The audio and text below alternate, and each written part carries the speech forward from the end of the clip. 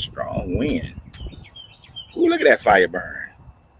Yo, Grand Rising, everybody. Grand Rising, what's up? This is your coach Renz, and welcome to our live What's Wrong with the Bible. We're doing Deuteronomy 25 and 26. Meant to do this earlier last week, but here we are. If you're joining me live, thank you for joining me on Facebook, YouTube, and TikTok.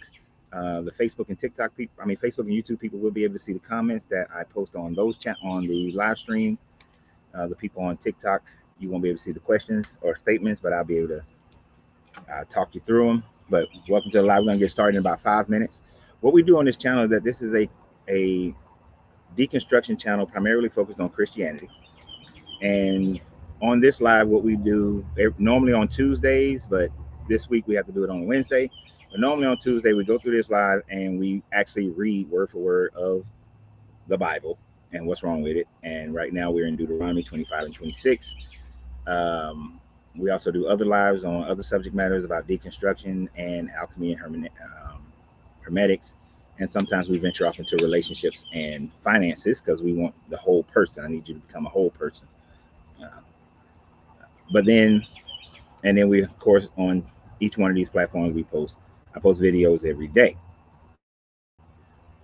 Now, I always travels are, so that way if I'm ever in your towns, we can meet up, greet up, however we do it. Appreciate everybody being here. Please share. And on TikTok, I need y'all to like, because, well, I need everybody to like it.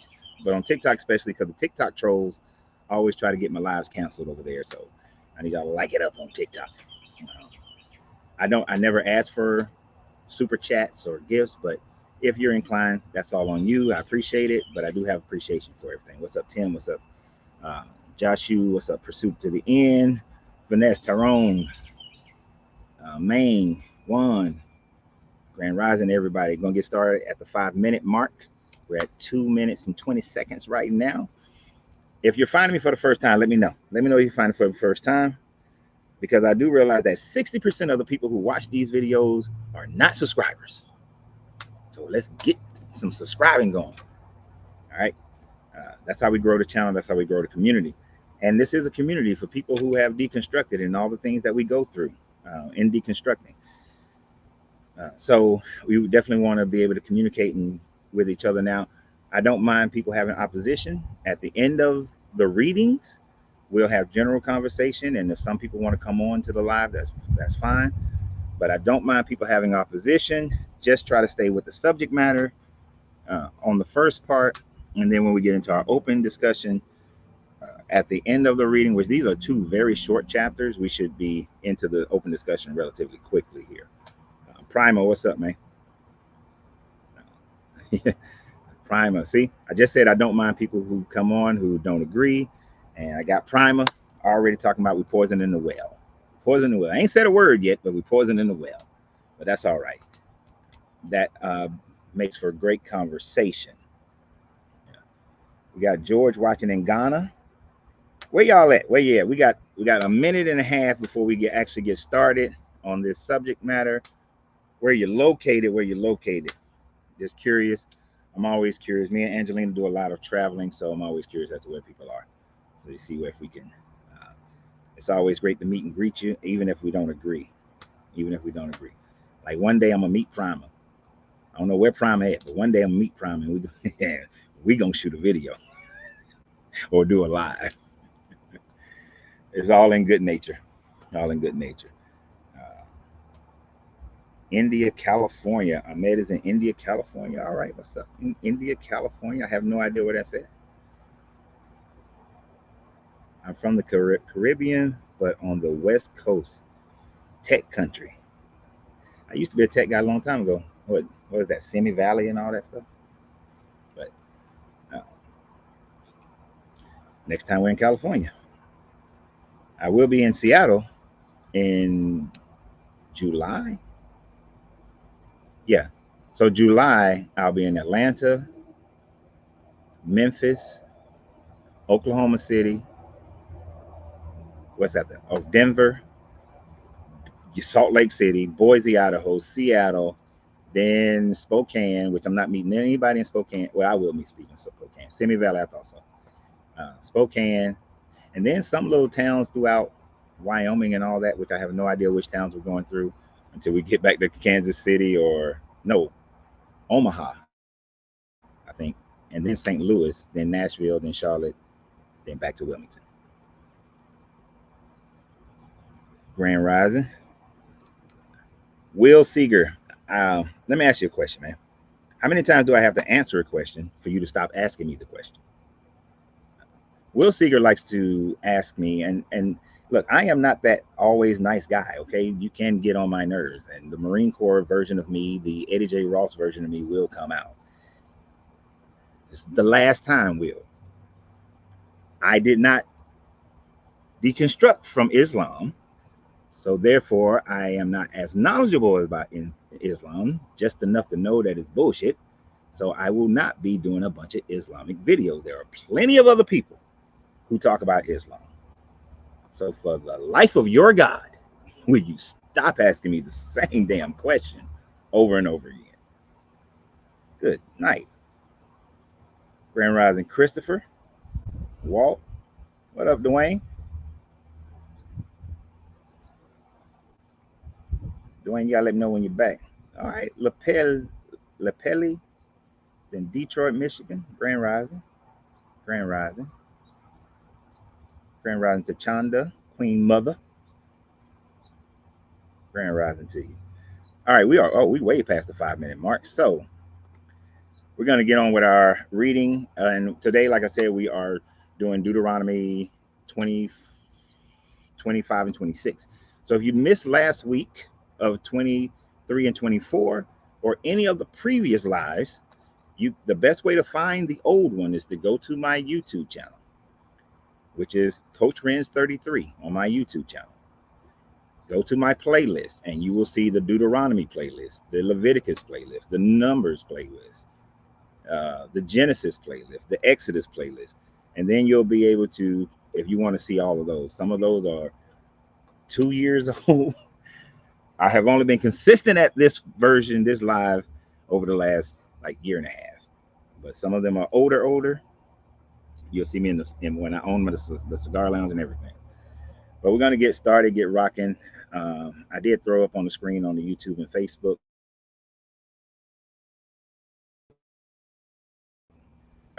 That'd be great. Then I can have it all on one.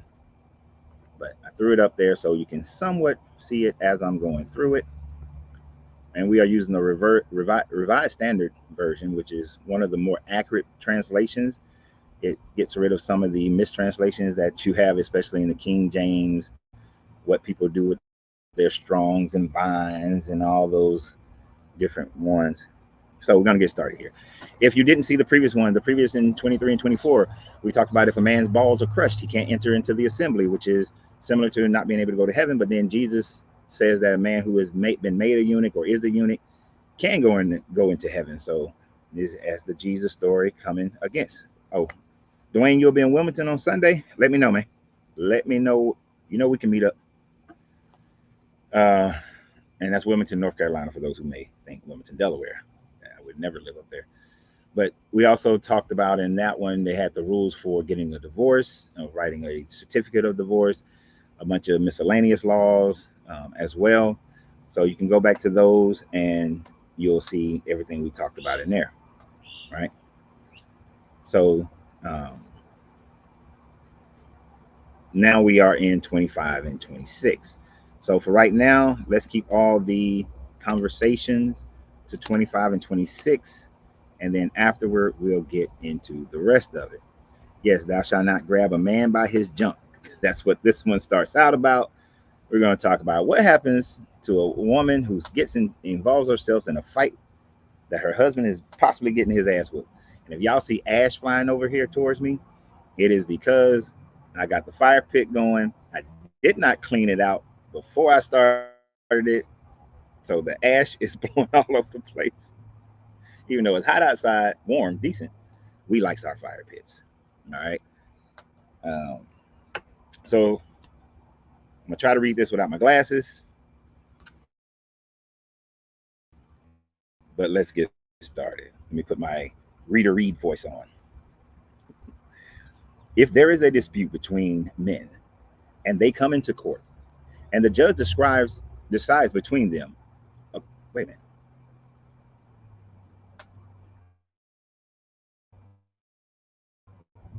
Oh yeah, my bad. This is how this goes. So let me start over. All right. So to start over, if there is a dispute between men and they come into court and the judges decide between them, acquitting the innocent and condemning the guilty, then if the guilty man deserves to be beaten, the judge shall cause him to lie down and be beaten in the presence with a number of stripes in proportion to his offense. 40 stripes may be given to him, but not more, lest if one should go on to beat him with more stripes than these, your brother will be degraded in your sight. You shall. So basically, nothing too wrong with this one in effect of, it's quick justice. Quick justice. They find out that you're guilty. No more than 40 stripes, 40, beyond 40 stripes, and then you are humiliating that person in front of all the other people. But goddamn, 40 strikes is still a lot. But they're just meting out some quick justice there. Um, I would imagine this is one of the reasons why whipping people lasted for so long. And there are still some countries that will still lash people, uh, which is really cruel, but it will still lash people because of this. But there is a limit to how many times you can beat the shit out of somebody when they've been convicted of a crime and been found guilty. So this is just them meting out their sense of justice. Understand, when I say the Bible is culturally based, this was written because their culture and most of the cultures around them, these were their types of mediating justice. If you look at the Code of Hammurabi, you're going to see a similar situation where, based on the punishment, a certain number of lashes. So we have these situations side of their culture. You'll see that they have similarities, and so they pull from one another. And since uh, at this time frame, the Israelites were the younger culture because they had separated from the Canaanites. There, you'll see how they pulled from the Babylonians, which incorporated the Code of Hammurabi and so on and so forth. And then the fourth verse, because this is going to be all over the place a little bit. You shall not muzzle an ox when it treads out the grain. So don't muzzle your ox when he's going out there. You're doing some farming. I guess this was a problem to them that they had to say, because you should be able to, as long as your ox is doing its job. I don't see the point in this one, but there are a lot of these laws that are only relevant to the time frame back then. Now, what people will do is try to take something like this and make it fit into today's world. Like, don't don't stop your employees from being able to have snacks while they're at work, because the Bible says you shall not muzzle an ox when it treads out the grain. So allow your employees to have snacks while they're at work. So that's why you have snacks at work. Got that candy jar on your desk. But just little laws that they had, and we make them fit us today. But nobody really talks about that. And most of this is not ever really preached in a church. So most Christians have never read these and do not have much of an understanding for them. So to continue, this one is a very interesting one that I kind of like, which definitely shows it's culturally based. And but there's an understanding as to why they are saying this. If brothers dwell together, and one of them dies and has no son, the wife of the dead shall not be married outside the family to a stranger. Her husband's brother shall go into her and take her as his wife. That's another indication that the marriage is when you have sex. The marriage has nothing to do with pieces of paper. But he shall go into her and take her as his wife and perform the duty of a husband's brother to her. The first son whom she bears shall succeed to the name of his brother who is dead, that his name may not be blotted out of Israel. And if the man does not wish to take his brother's wife, then his brother's wife shall go to the gates to the elders and say, my husband's brother refuses to perpetuate his brother's name in Israel. He will not perform his duties of a husband's brother to me. Then the elders of the city shall call him and speak to him. And if he persists, saying, I did not wish to take her, then his brother's wife shall go up to him in the presence of the elders and pull his sandal off his foot and spit in his face. And she shall answer and say, So shall it be. So shall it be done to the man who does not build up his brother's house and name the name of his house. She shall call she sorry, and the name of his house shall be called in Israel, the house of him that hath made his sandals pulled off. Or some versions say, the unsandaled, the house of the one who is unsandaled. So effectively, if you remember back, if you was with me when we did Genesis, there's an example of this. There was who the God just said he was so evil and detestable, and he just killed him. We don't know why, just was evil. And then his brother Onan had to marry her.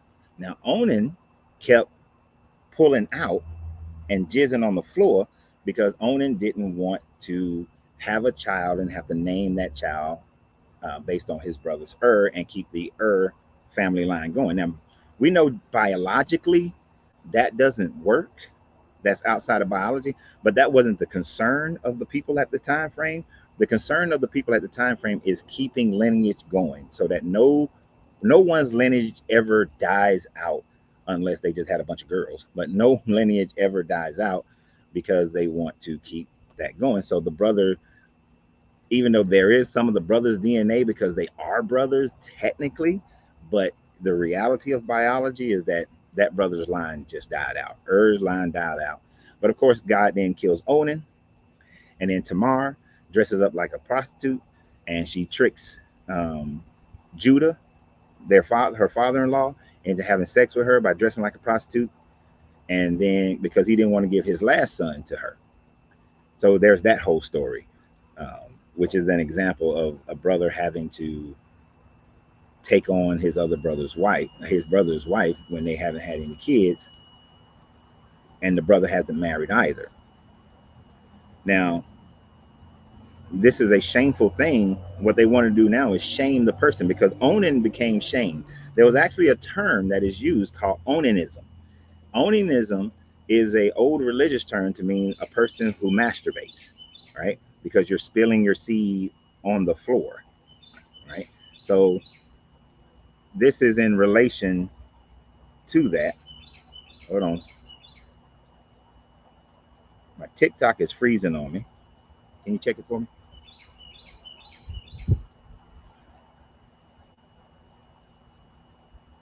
Now that's fire smoke, which is going out pretty quickly on that dried wood.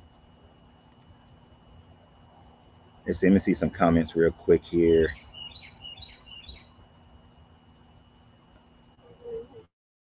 Huh?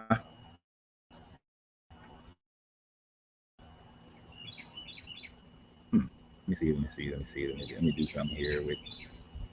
Let me take it off the Wi-Fi because one reason why I'm outside is because of Wi-Fi. Oh no, my camera thing. Period. Hold on, y'all. I gotta restart. Let me resume the TikTok one. Going it.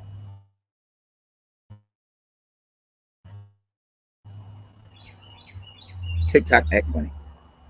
All right. Sorry about that. TikTok ridiculous. I wouldn't never.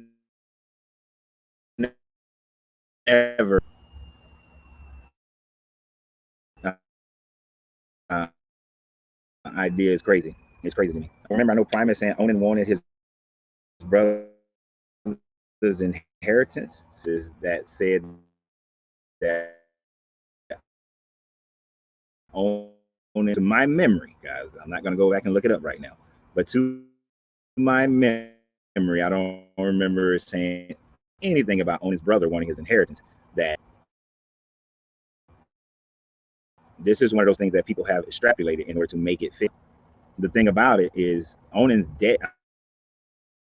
I mean, Ur was meant to Onan get,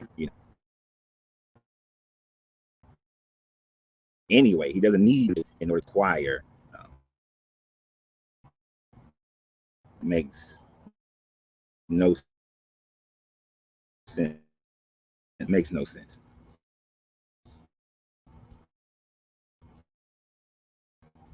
As far as the inheritance, it was about keeping someone's name. Not it had nothing to do with. It's really about just keeping a name alive.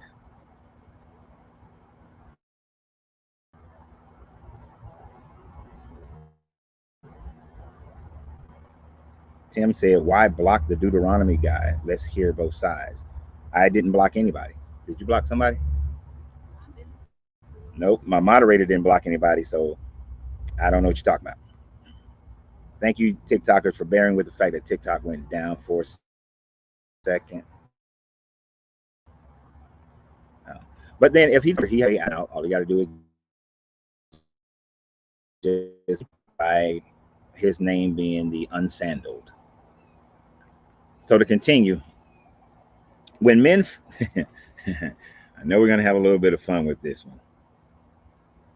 I know we're going to have a little fun with this one. Well, before I go there, let me go ahead and answer Prima's statement. He said the eldest progenitor is the inheritor. This is true.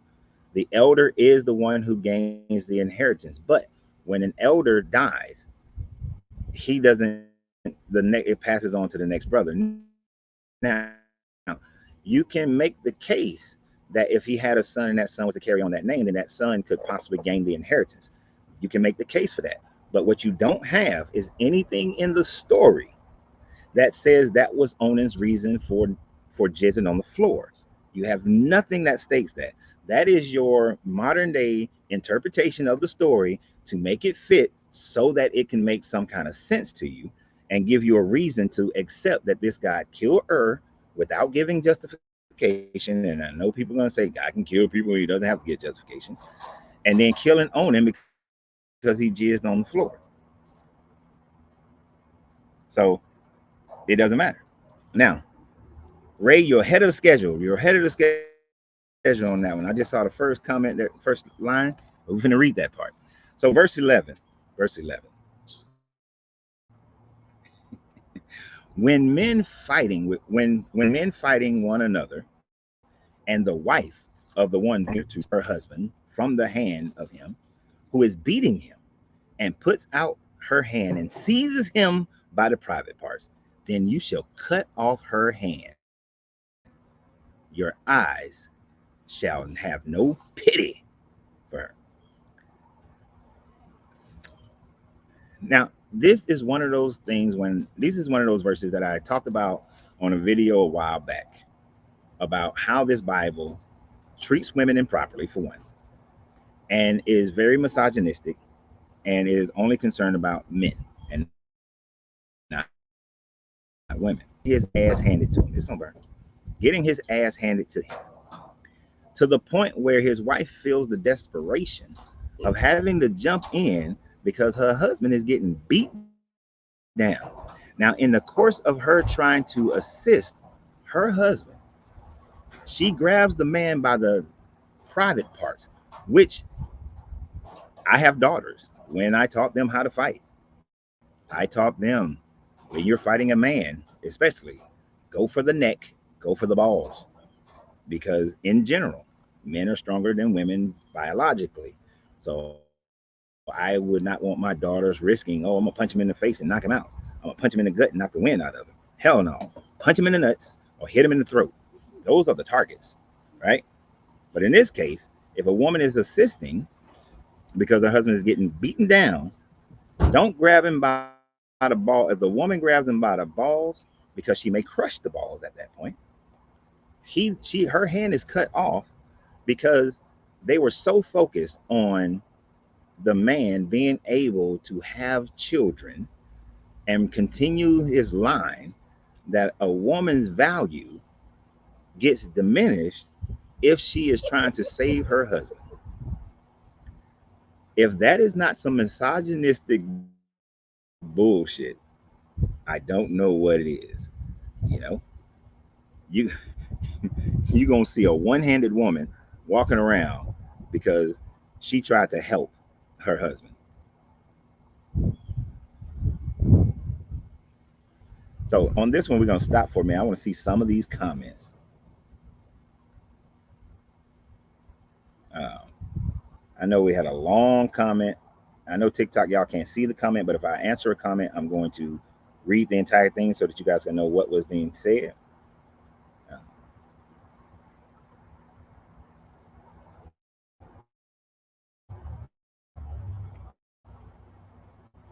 Ray jumped on this before I got even a chance to really talk about it. Coming up, there we go. So Ray said the reason is that a man's testicles and private parts are where the lineage of the instrument of his offspring would come from. This law can be rare to violate, or even followed by rebellious Jews. But this is the law in the ancient culture. Do not try to apply your modern morals to ancient cultures. Try stealing an item in Saudi Arabia where they have upheld. Um, there's a skink running. He's just gonna go over there.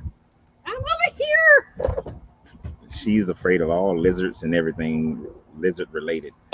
Try to in Saudi Arabia where they have to uphold your hand, or in Brazil where the owner will shoot your hand if you try to steal something according to his. And stop right there. So this is one of those things. You're saying that you cannot apply this law to today's laws because this is in the Old Testament. But your Bible is supposed to be transcendent of all time, transcendent of all cultures. So therefore, if you're going to say that this is the inerrant word of your God, then you cannot go and pick and choose which laws you're going to follow and which laws you're not going to follow. If your Bible says that this is a law that you're supposed to uphold, you're supposed to uphold it. Remember, your Jesus said, I come not to take one tittle from the law, that you're still supposed to obey the commandments, obey the law. So he's saying, obey the commandments and keep the law. This book also, many times that we've done lives, especially in Leviticus and Numbers and in Deuteronomy, it says these laws are supposed to be perpetual, meaning that they're supposed to be for all times. So it's either this book is for all times or it's not, and you can pick and choose what parts of it you want to follow, or you don't follow any of it. Because your only rationale for saying that is because we live in a time frame today in most countries where that will not be able to be upheld, and no one would be able to uphold that in court or anything. As a matter of fact, if you were to chop off the woman's hand for helping her husband, the person doing the chopping is most likely going to go to jail, because that's that's not just how our society works. And people oftentimes and throughout time has always made it fit whatever cultural norms they have. That's what this Bible is, and any other ancient text that people try to still utilize today, it is all going to be cultivated to fit whatever your beliefs are today. And to say that, oh, go jump on somebody else's, sure. Sorry, I don't need to. I think it's jacked up that in Saudi Arabia, if you're caught stealing, they cut off your right hand, right? And the reason why it's your right hand is because a lot of the traditional people still wipe their butt with their right hand, I mean with their left hand. So the only hand you have left is your left hand, and that's the hand that you eat with. So it's like a double kick to the ass. But what other cultures do, what other cultures are still doing, has absolutely nothing to do with what your Bible says. That's just a deflection of the argument, right? That's all that is. You're deflecting the argument by trying to say, well, we don't have to steal. That's for that culture. Then why do you hold any of the traditions of the Bible? Because anything that was written has been written at least almost 2,000 years ago. So therefore, it was for those cultures back then. Revelations was for that culture. But and this whole Bible is but why still hold on to Revelations today if it was written for that culture at that time frame? Why hold on to Mark or book of Titus or the book of First Peter or any of those books? Because they were written for that culture. So you see how that argument doesn't fit. Either you take this Bible to make it transcendent, or you recognize that it has absolutely nothing to do with us today, with people today, and has nothing to do with your religion. So, yeah, no.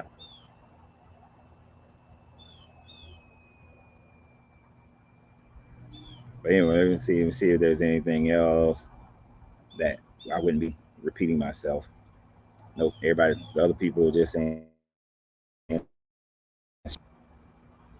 yes, because Christians pick and choose, and all cultures that pick and choose, they pick and choose what they want to fit into their culture. So to continue out this chapter, verse 13, you shall, and we're going to go right from cutting off a woman's hands to fair business trades. You shall not have in your bag two kinds of weights, a large and a small. You shall not have in your house two kinds of measures, a large and a small. A full and just weight you shall have. A full and just measure you shall have, that your days may be prolonged in the land which your Lord it gives you. For all who do such things, all who act dishonestly, are an abomination to the Lord your God. There's nothing wrong with that. That's a good rule. You shouldn't be sitting up here being a bad business person and cheating people out. I have no problems with that one. That one makes absolutely sense. These are some of the times that this God says some things that are good to go. So it should work.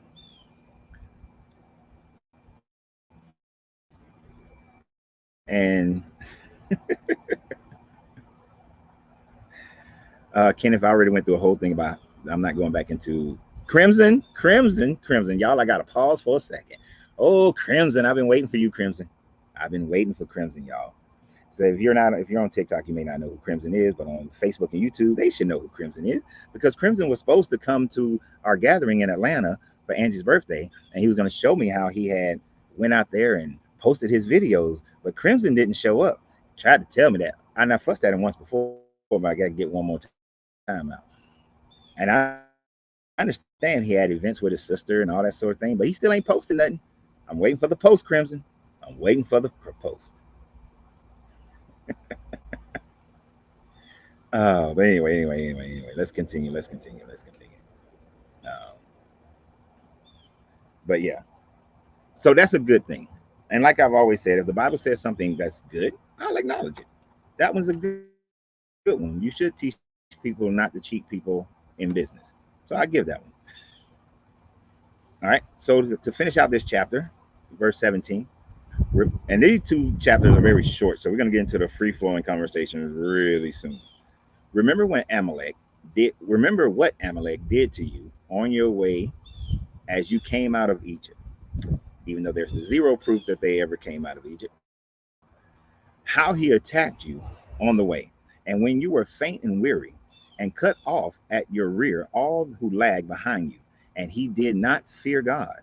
Therefore, when the Lord your God has given you rest from all your enemies round about in the land which the Lord your God gives you for an inheritance to possess, you shall blot out the remembrance of Amalek from under heaven.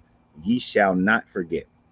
In other versions, it talks about you should kill all the people from Amalek, all the Amalekites. Um, the well, not Amalekites. They're not called Amalekites. Ammonites. You should kill all of them. Genocide them, that sort of thing, because Amalek, attacked them. So this is revenge, for what they supposedly did when they were leaving Egypt. But the reality of this situation is that the Israelites never came out of Egypt in the sense of coming out of Egypt proper. The Egypt that the Israelites came out of was the fact that in around the reason, okay, let me go back. The reason why they can't stand the Egyptians or talk down about coming out of the Egyptians is because prior to, or somewhere in the 1200s to 1100 BCE, the Egyptians lost control of the Levant. The Phoenicians defeated them in and around that time frame, And the Israelite people and all other Canaanite people who were in the Levant became free of being a vassal state of the Egyptians. So that is the only sense that they came out of Egypt. Nothing else beyond that is a coming out of Egypt. Now, when they were coming, when Egypt lost the Levant, multiple Canaanite groups, whether we're talking about the Hittites, the Ammonites, the Amalekites, the Midianites, were fighting or separating or creating their territories. The Israelites were a hillside people, and they were in that area and started formulating themselves into Israelites. And then in around 1000 BCE, the Bronze Age collapse started. Coastal people started moving into the hillside of the Canaanites and Hittites and Edomites and all of them. And so they were battling for control over land from around that 1100 BCE up until around 800 BCE. Is when we first truly can archaeologically establish an Israelite kingdom, is roughly between, at the earliest, 900 BCE, but most likely in around that 800 BCE time frame. So because the Amalekites was one of their enemies at the time frame that this is being written, the story about them coming out Egypt vilified, but they need to be blotted out. They need to be genocide. Let's kill all of them. This guy is very much approving of genociding people. Has absolutely no problems with that. Absolutely no problems. Let me see if I'm before we go to chapter 26. What do we have? What I do this time? Just same shit you did. Just fussing at you one more time.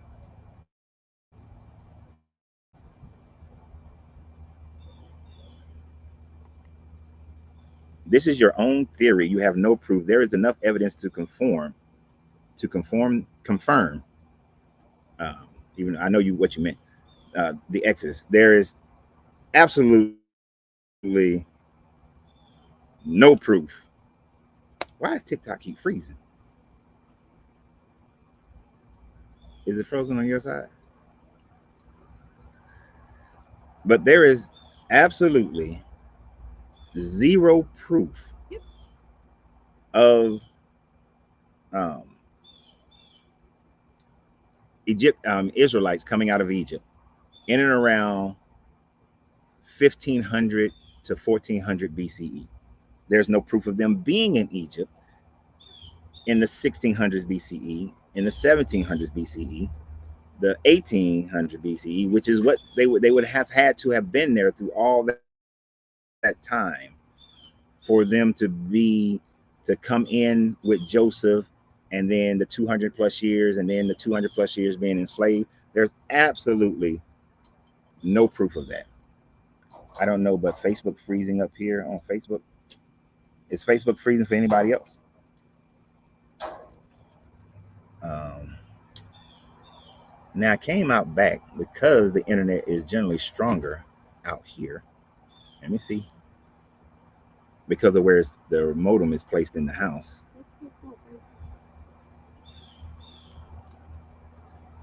Okay, you good? It's good on the. Okay.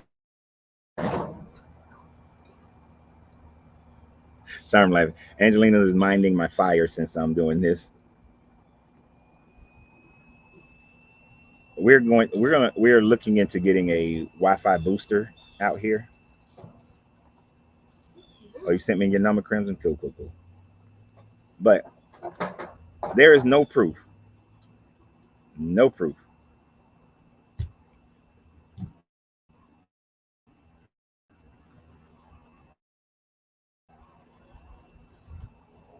Being in Egypt. None. That's fine. Yeah. And the positioning of the Amalekites, them being a little bit being further south, actually has nothing to do with the fact that they were all fighting for this territory once the Phoenicians the um, had defeated the Egyptians. TikTok is just freezing. Let me see if I can make TikTok work.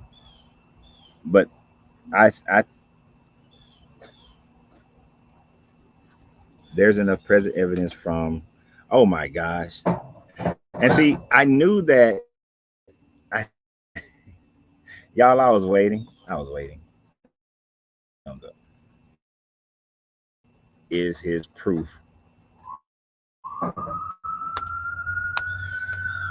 Do y'all know how many times Ron Wyatt has been debunked? We're talking about, oh, it just says TikTok is not responding. Ron Wyatt, the nurse who does not have any training in archaeology. Ron Wyatt, the one who was debunked on almost every instance of this is where they cross into, this is a pillar, chariots found at the bottom of the Nile, bottom of the Red Sea. Everything Ron Wyatt has ever produced, I found the blood of Jesus. Everything Ron Wyatt has produced has been debunked. Ron Wyatt would not allow for peer review. Ron Wyatt makes a whole bunch of claims that have been unsubstantiated. Dude, if Ron Wyatt is your proof, it is not even worth me bothering to discuss it with you. No archaeologist has agreed with anything that Ron Wyatt, even your apologist, do not agree with Ron Wyatt. Yep, and there it goes. Here's the cop out. This is like people who believe in flat Earth to me. The universities and press houses will not publish the truth because it refutes their atheistic views. The overwhelming people who run universities and print houses are not atheists. If Ron Wyatt's stuff was real, he would have been the most celebrated archaeologist or pseudo archaeologist, because he wasn't a true professional archaeologist. He would have been the most celebrated archaeologist. Even his claims of what he found in Israel all were debunked by the Israeli government, who would love for him to have proven the Exodus, love for him to have proven all those things concerning the Old Testament, because it would validate their story. But Israel is like, no, he didn't find anything. He didn't prove anything. And the matter of fact, he never did a dig in Israel, because you have to have at least a bachelor's degree in archaeology to do a dig in Israel. And he's a nurse. He was a nurse. So no, I'm not even gonna bother with any more of that. Rick Warren Wyatt. All right. So we're going to continue and go into chapter 26 of Deuteronomy.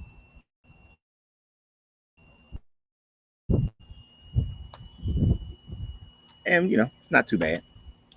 When you come into the land which this Lord gives you for an inheritance, and have taken possession of it and live in it, you shall take some of the fruits of all the fruits of the ground which you harvest from your land, that the Lord your God gives you, and you shall put it in a basket, and you shall go to the place which the Lord your God will choose to make a name to dwell there, and you shall go to the priest who is in office at that time, and you shall say to him, I declare this day to the Lord your God that I have come into the land which the Lord swore to our fathers to give us.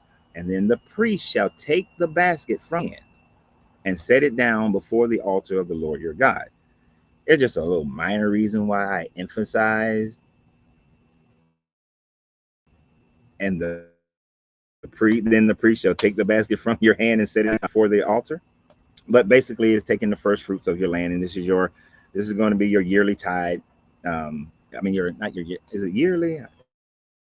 It's going to tell us in a minute how often this is, but this is like a yearly tithe of food. And this is why some people who have walked away from the Bible, or even some Christians, say that the tithe is food and the tithe is not um, money. But this part don't really fit that, because you have to read the whole thing to understand what this actual tithe is for.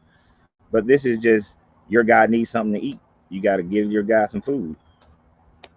And you shall make response before the Lord, your God, A wandering Armenian was my father, talking about Abraham. And he went down into I mean, not Abraham, um, Jacob. And he went down into Egypt, sojourned there, few in number, and there he became a nation, great and mighty and populous. And the Egyptians treated us harshly and afflicted us and laid upon us a hard bondage. Then we carried to the Lord. Then we cried to the Lord, the God of our fathers, and the Lord heard our voice and saw our afflictions, our toil and our oppression.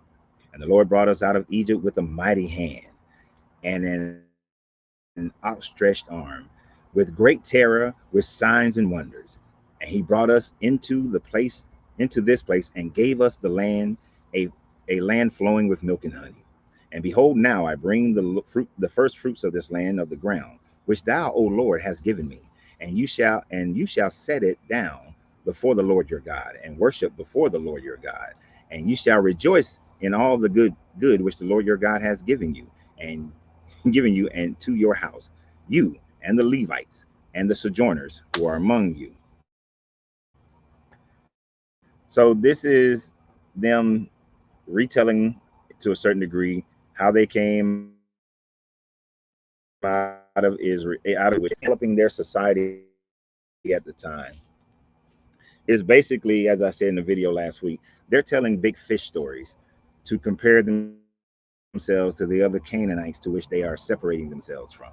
Whoever has the greatest antiquity is always something that ancient people, and people still do today. People try to make it like we still reach back to history to validate ourselves. We don't need to reach back to history to validate ourselves. Be you today, be great today, and you don't have to worry about what your ancestors did or your ancestors suffered through. Just be great, be a good person. But to most people, they need to reach back in history. But this is just them. And let me finish this portion of it. And when you have finished paying all the tithes of your produce in the third year. So my bad, I knew it wasn't the first year. It's not annually, it's the third year of the tithes. And this is a different tithe, which is the year of tithing, giving it to the Levites, the sojourners, the fatherless, and the widows, that they may eat within your towns and be filled. Then you shall say before the Lord your God, I have removed the sacred portion out of my house, and moreover I have given it to the Levites, the sojourners, and the fatherless, and the widows, according to all they command, which thou hast commanded me. I have not transgressed any of the commandments, neither have I forgotten them. I have not eaten of the tithes while I was mourning, or removed any of it while I was unclean, or offered any of it to the dead. I have obeyed the voice of the Lord my God. I have done according to all that thou hast commanded me. Look down from thy holy habitation from heaven, and bless thy people Israel, and the ground which thou hast given us. And thou didst swear to our fathers, and the land is flowing with milk and honey. So every third year there's supposed to be this tithe of food. They're supposed to give one placed at the in one instance at the top is placed at the person is placing it themselves, but they could just be placing it at the feet of the Levites. So that may or may not be a slight minor difference, but this is supposed to happen every third year of a to give a tithe offering that is supposed to help the travelers in your community, the strangers in your community, help your widows and orphans, and so on and so forth. But we know that tithe is every week according to the churches. You got to give that money every week. But we also see that tithes are not supposed to just be for the Levites, that you're supposed to help the fatherless, you're supposed to help the widows and the orphans and the travelers. But because Christians don't read this, they not preach this, they don't necessarily know that this portion here exists for the most part, because people don't read this book. You don't need this book. And I like what Chad said. Still, you don't need religion for that. Only common sense. And common sense, common decency is all you need. If I see somebody who I thoroughly, truly know is in need, I am willing to help them uh, relative to what I'm able to give to them. I'm not, going to break myself to help anybody. Uh, because then if I break myself, how can I help anyone thereafter? But you don't need religion to tell you, or God to tell you when you should take care of people. And it shouldn't be every third year that you take care of people. Uh, you should be supportive of people who are trying to do better or in a bad situation. If y'all hear that popping, that's my fire pit going. You should be willing to help people no matter what. The fact that people need to have a God to tell them when to help people is pretty sad on that person's part, right? So you should give freely. I will agree with the part that Jesus says that when the woman who gave her two little pennies compared to the boisterous ones gave more because she gave from her heart, you should always give from your heart. You shouldn't be a 10% or a percentage and all that. Now, I do like it in taxes, though. I do. Primer will agree with me on the tax part. I do like it in taxes. I do like utilizing the tax code. Uh, and I know Primer just asked me how much do I give to charity. It's none of your goddamn business. That's how much. I would never ask somebody how much they give in taxes. I mean, giving charity unless I'm doing your taxes. Now, if I'm doing your taxes, Primer, I will ask you that question. But beyond that, I would never ask anybody that question. That's a personal. That's somebody's personal thing. That's like voting. That's like voting.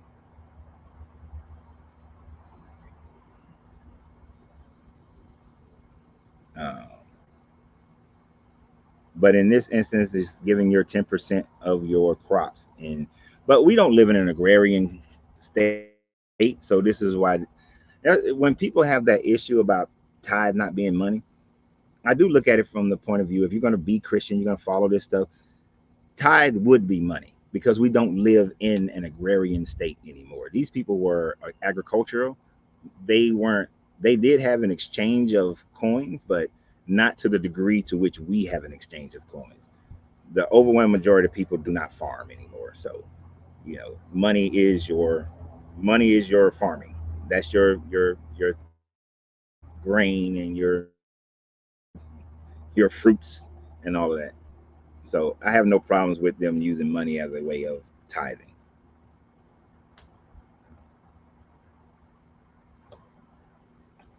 Now, before I read this last little part, Eric, I understand. Give with the intent of receiving nothing in return.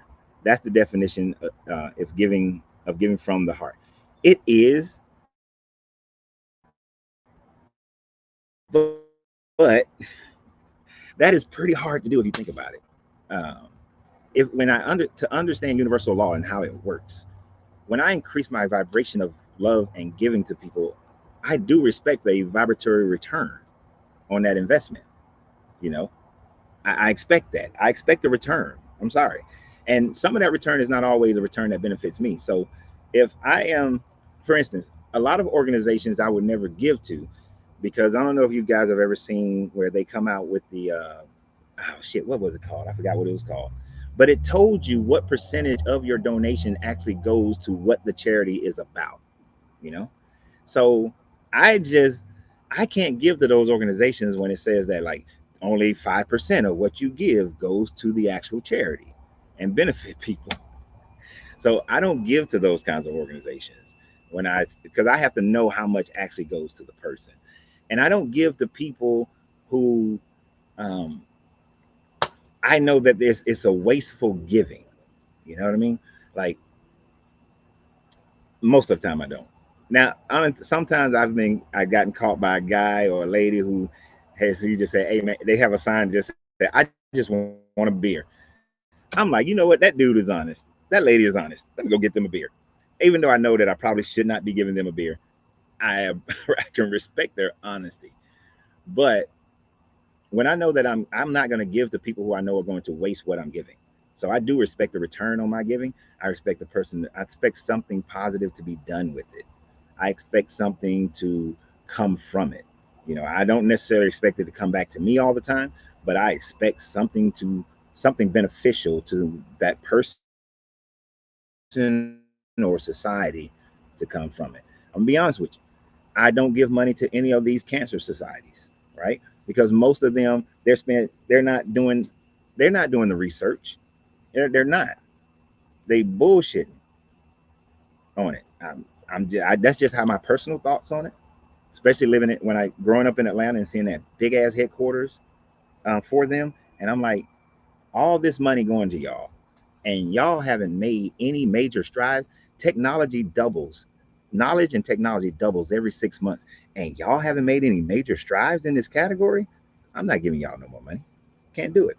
And I definitely never believed in, oh, I'm just gonna give it to them, and Lord, the guy gonna, even when I was Christian, and God gonna handle them, God gonna take care. Hell no, that's irresponsible.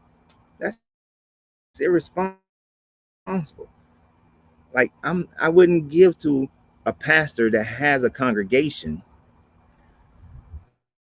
more than half or half that congregation is struggling to pay their bills, and then this pastor's living in his mansion. No, no, you're not getting my money. Even when I was a Christian, I just would not do that. That's asinine to me, and I will never understand it, of how people do that. And you know, don't worry about it. God will take care of them. I see them live lavishly and die, and them jokers had a great life while most of their people were struggling to keep their damn lights on. So anyway, not about that.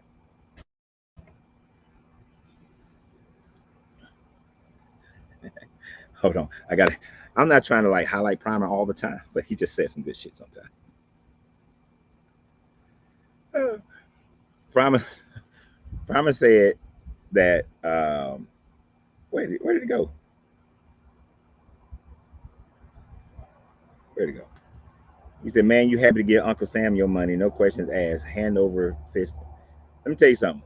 Other than sales tax, for when I'm running a business, I have not paid taxes since 1991. If anything, I've gotten y'all money on tax refunds. I don't pay taxes. I have not paid taxes because I know how the tax code works, and I utilize the hell out of the tax code. I don't pay taxes. You pay taxes. I don't pay taxes. Now, some taxes you can avoid, cannot avoid if you own a business. You can't, or even if you're just a regular person, you can't avoid sales taxes. But even most of the people don't even realize that the sales tax that you pay throughout the year, that some of that is tax deductible for you, and you can claim back some of your sales tax if you're willing to fill out the form to get your sales tax back. And then even when I was running a business, there are exemptions that I would be able to have from paying sales tax at certain places, so that I have to pay taxes over there, or reduce my tax implications. So I don't see why most of y'all are paying taxes at the rate that you're paying taxes. No, hell no. But this is not about taxes, so let me not go there too deep. But nah, I don't pay them taxes. Yeah, because nah, I recover all my expenses too. Wait a minute. Wait a minute. Eric said, "Wait a minute. I'm not a fool. I'm gonna know who and why I'm giving it to." Okay, I'm just saying, okay, if I give, I don't expect anything in return. I'm with you. Okay, I understand what you're saying. I understand what you're saying, Eric. So, Eric, I took his statement the wrong way. All right. TikTok is doing the thing of, uh, let's finish out this chapter. No, so verse 16. This day the Lord God commands you to do these statutes and ordinances. You shall therefore be careful to do them with all your heart and all your soul. You have declared this day concerning the Lord that he is your God, and that you will walk in his way and keep his statutes and commandments and his ordinances and obey his voice. The Lord has declared to this day concerning you that you are his people for his own possession, and he has promised you, and that you are to keep all his commandments, that he may set you high above all nations that he has made, and in praise and in fame and in honor, and that you shall be a people holy unto the Lord, as he has spoken. So when people try to say, when people try to say that they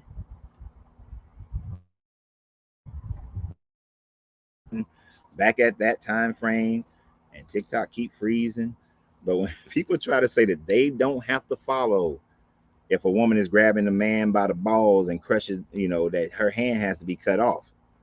How does chapter 27 conclude? It concludes repeatedly. This is the Lord. This is the day the Lord commands you to do these statutes and ordinances, and you shall therefore be careful to do them with all your heart and all your soul. Right? It tells you that you will walk in his ways and keep these statutes and his commandments and his ordinances and obey his voice. It doesn't say just keep his commandments.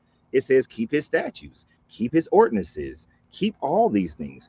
You are to keep all of these things. Can you check TikTok? You are supposed. Good night. This TikTok is getting on my nerves today. TikTok, I always want to be the villain. You are supposed to keep all of these ordinances, all of these commands. You are not supposed to decide which ones you're going to keep and which ones you're not going to keep. And this one is for, this was for ancient people. This one is not for ancient people. You're supposed to keep these commandments no matter what. No matter what.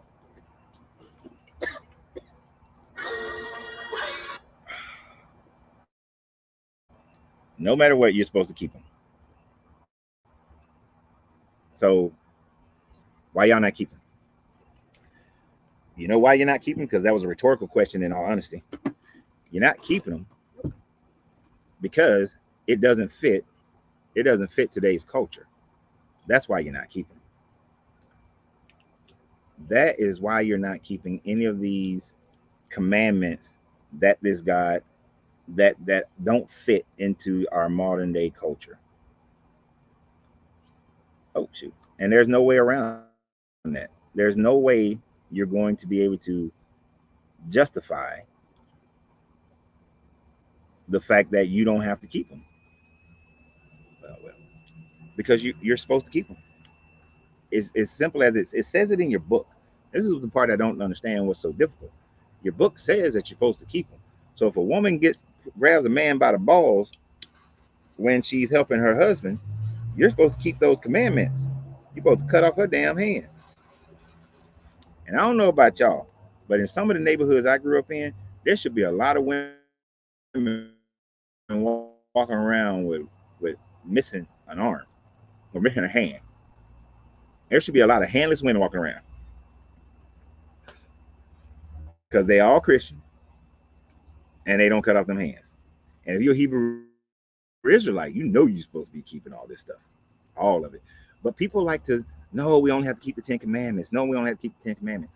And one of the things that's interesting about keeping the 10 Commandments is which 10, because later on in Deuteronomy, it's going to reiterate that you keep the commandments, and it mixes in some of the commandments that came after the first 10 were broken, were thrown on the ground, where you don't boil a baby cow in its mother's milk. You know, my bad, PTSD kicked in a little bit. See Angelina over there being funny. She's talking about, what if you kick him in the balls? Like, you cut the feet off. Then you peg leg, but it don't say that.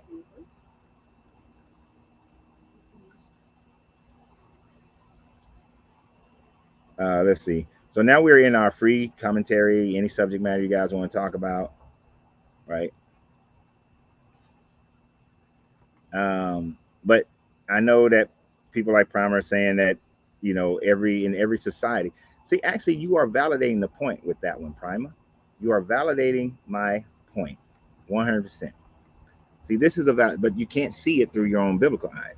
Every society has statutes and ordinances that change or get upgraded. So, not sure what you're trying to insinuate.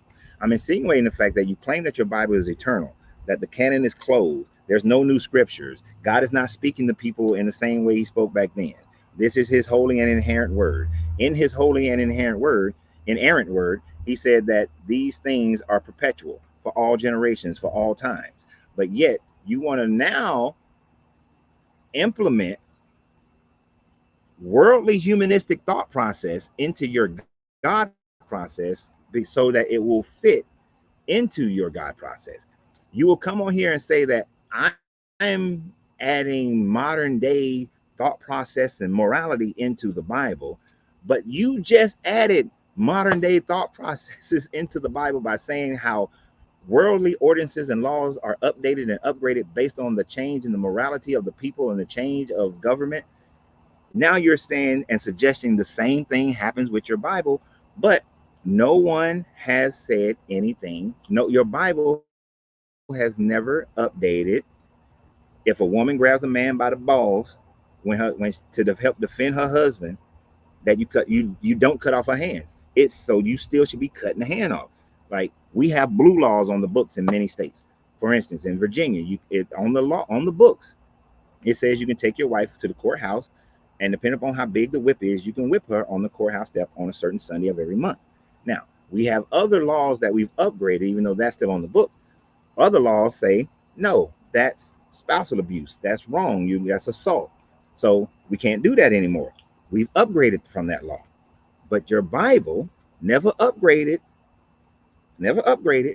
from if a woman grabs a man by the balls when her husband is fighting to save his life or to keep him from getting beat down, cut off her hand. Where's the upgrade? I better not TikTok be getting mad at me when I smoke my cigar. Where's the upgrade? You see what I'm saying? You make that claim, but that's a worldly claim that you're adding to your Bible.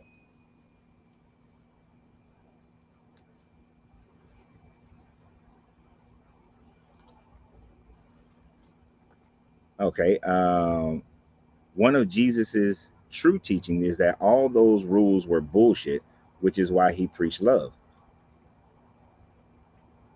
When did he say that all those rules were bullshit if he said he came not to take one tittle from the Bible? That he's not taking one tittle from the law, I should say. How is that saying that they're all bullshit, but then he said all of it stays the same? And Jesus didn't always teach love. Flipping them tables was not a loving thing to do.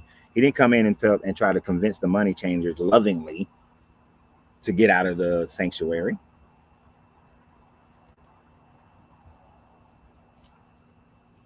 He didn't do that. People always making Jesus out seeming like he's a love, love, love guy, but no, not all the time. Not all the time. Now when he called um, that woman and her people a dog, that was not that loving. Not that loving.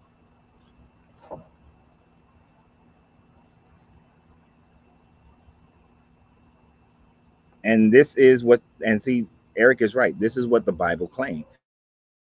He said, if the Bible is supposed to be true in all its teachings, then there is no part of it that should or should have been changed or altered. Exactly.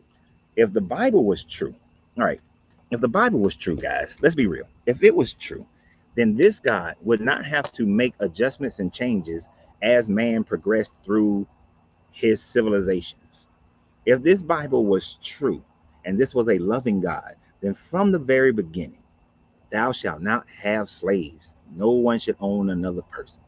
Men or women are equal. A woman should be able to inherit in the same manner as a man. You know, uh, a man can't. There's no test for virginity of a young maiden. A young maiden shouldn't have to marry her essayist if she's not betrothed. So, and the man pays the bride price, 50 pieces of silver. If this was a real, true, loving God, then from day one of civilization, those types of rules or laws would have been put in place, and that would be it. That's it. Wouldn't need all these changes as they go through the different centuries. Why is it now saying on the street? I guess it saw me smoking a cigar.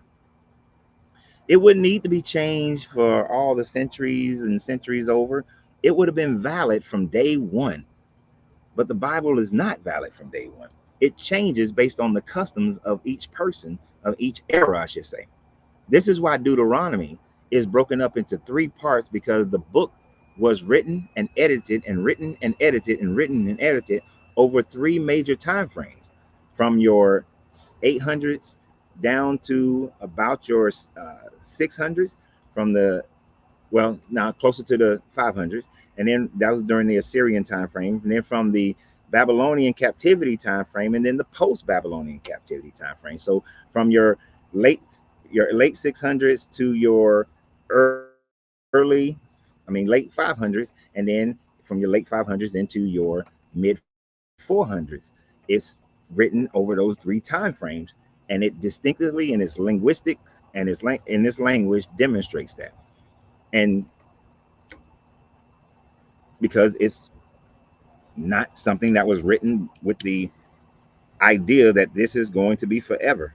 Well, let me rephrase that. The people who wrote it thought that their civilizations would last forever, just like I'm sure most Americans think that America would be here forever. I'm sure most Russians thought that Russia was going to be here forever, but the Soviet Union. But countries come, countries go. Theologies come, theologies go. Just as this theology came, one day it too will go. Oh, thank you for the what the hell is that? Uh, love you too. I can do it. Eh. All right. And then this guy, all right, if God was great, he wouldn't need man to do his dirty work. You wouldn't. If there was people trying to smoke your people, just you had the ability to make all the firstborn of Israel, I mean of Egypt die. Why couldn't you just kill everybody who was against your people without you having to involve your people killing other people, which allows for some of your people to die?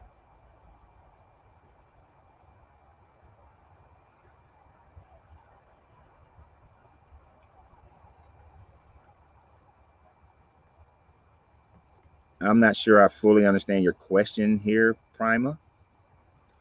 Of can you provide an example in the Bible of the transgressions of the statutes and ordinances? What, Onan not having sex with his sister-in-law? That's a transgression of what they were, how they were supposed to, their custom. Even though it was written in Genesis, we know that Genesis and these books were relatively written at the same time.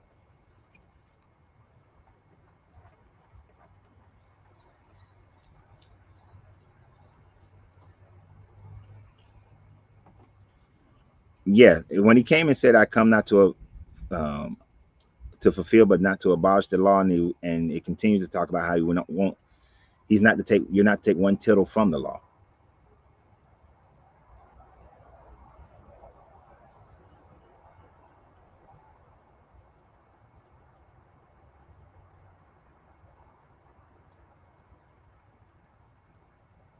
But this book has been written and re-edited over and over and over again, based on what culture, what group of people was in control of it, and it's always, if you think about it, it's always been written by the elites. It's never, even though they try to claim that the New Testament Gospels were written by, um, you know, Mark and Matthew and Luke and John. No, the Gospels were um, anonymously written, and those names were later attached. But it's always written. The government has always written the religion.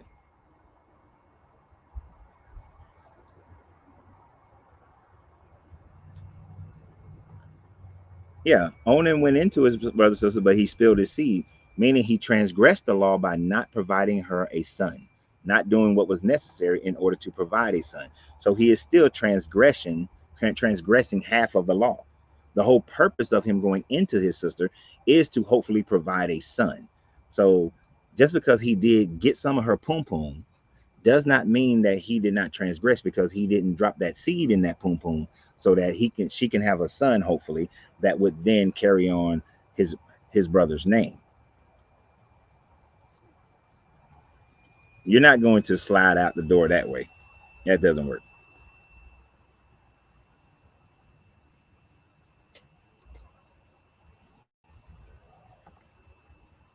What is that here? Grand Rising J. This has been my pleasure, my guy.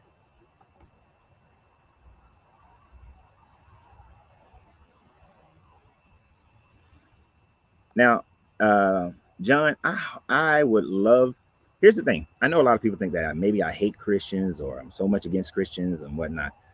But John said, I'm going to start my own church one day, and I will, and it will be to serve the community and help. I would love to see somebody actually do that. And even when I wasn't a Christian, and the program that I had written, a financial program I had written to help churches build up the economics of the people in the church and the church itself to become, it would make the church a mega church. In my thought process, uh, I was willing to do that as a non-Christian because I care about the community at large. So if you start a church, John, let me know. I have a financial program that would be beneficial to your church and the community at large. But if you're going to bastardize it like the one church that did try to do it, I will quickly call you to the carpet like I did then. But I have no problems. If you want to have a church and you want to build up the community, build it up. If you're buying the houses in that community and then you're renting them initially to the people in that community, and then you are teaching those people how to basic economics so that they can then own those houses, and you have the church has a bank and the church has shopping plazas, and start being a instrumental in the community, and you're hiring people out of the church for the business owners who are there, and the people in the church are shopping from the business owners in that church, you are doing a great thing. But if all you're doing is just sucking the people dry, you'll be just as bad as the rest of them.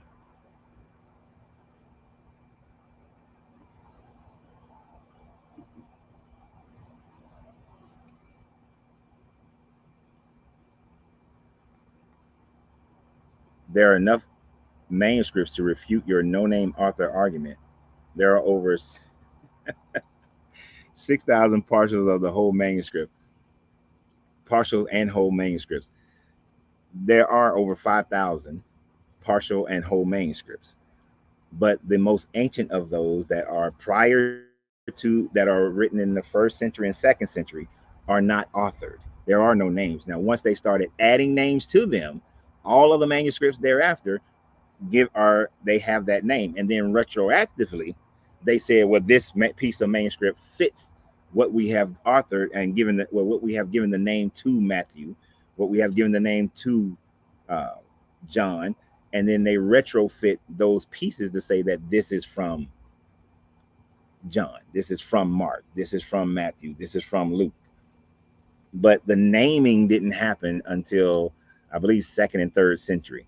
So no sir, no sir, no sir. If you accept that, you've been you just accepting whatever they tell you to make it fit into your thought process.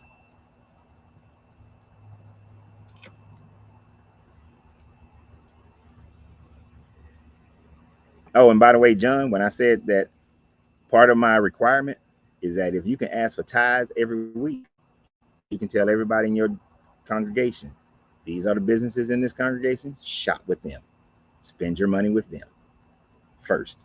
If you can't do that, if you can't tell them every week, like you tell them every week to give that money, then it won't work.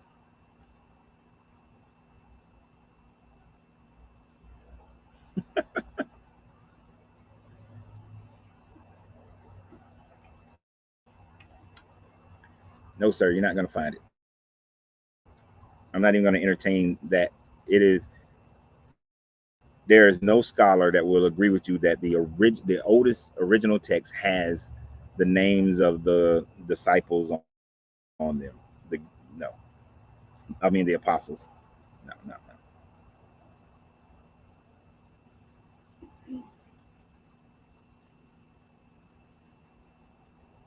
no. Let's see what any other statements. Any others? Let's see what else we talking about. What else we talking about here, people? Um, like, what do y'all? I mean, I know this chapter was short. It's been these two chapters were short. Didn't have a whole lot to it, but I mean, what it did have was kind of interesting. You know, cutting off women's hands during that time frame. And one of the things about it is that we can only assume that because these things were taught, that at some time frame in history, people did actually do this. Uh, have they found graves with women's hands cut off? No, because we haven't found graves of most of these people that are mentioned in here. So there are some scholars who would say that, well, these laws were written, but they weren't necessarily enforced. But we don't know if they were or were not because we don't have anything from those people. And TikTok freezes again. Oh, nope, it came back for a second. It's freezing again.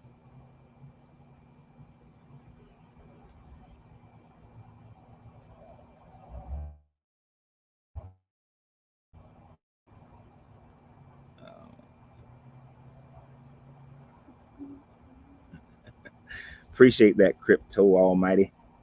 Hey, I'm just doing what I can, man, to help people who have decided to walk away. He just said basically he's appreciating.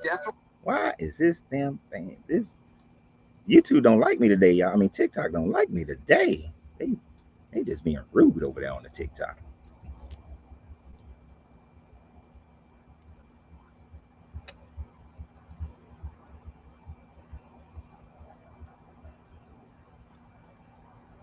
Um, yes, I find it odd as well that these religions have so much brutality in them, right? That in each one of them, because of the time frame that they're written at a time frame where brutality was a normal of the moral code. And so for those people at that time frame, it made sense that there would be so much brutality. But the fact that we still accept them today, and this is why people have to use Dan's term, renegotiate the Bible, the Torah, the the Quran. They have to renegotiate it to fit into their modern day thought process because they recognize it's a very brutal book. All of them are brutal as hell, and they are very chauvinistic. There are very few teachings out there that are not as brutal, and most of those are more like they're more philosophical than they are religious teaching. Like Buddhism is more philosophical, and some even say Buddhism is not even a religion because there is no deity that you worship. Taoism, there is some semblance of a deity that's more akin to Hermetics, but it is not you need to worship this deity kind of deity, and it doesn't have the brutality and the slaveries and all that stuff in it.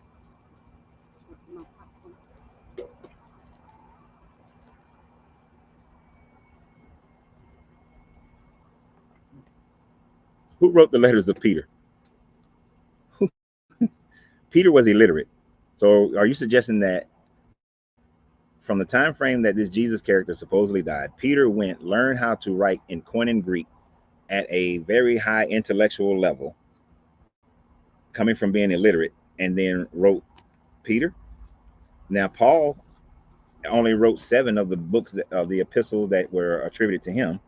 Paul was considered, if Paul existed, he was an intelligent person. He could have written what he wrote, but none of the other apostles, no. I mean, the other ones, Luke possibly, but Luke wasn't an eyewitness. Luke was writing what? Who did Luke hang out with? I think Luke supposedly hung out with Mark. You just saying John just to say John, huh? Yeah, but these dudes were not literate in Koine Greek at that time frame to have written these things.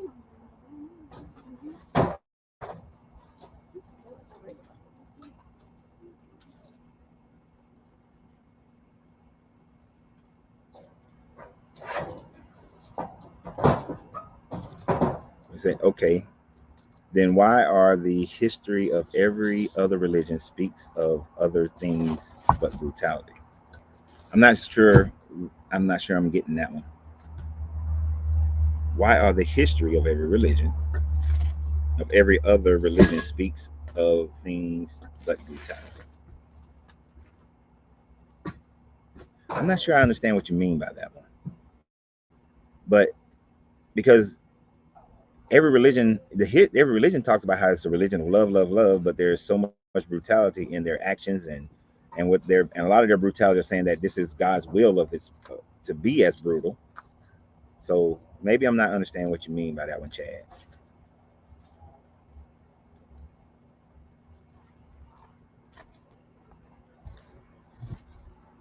Egyptians, Babylonians, Greeks, and Romans killed more people than any other kingdom.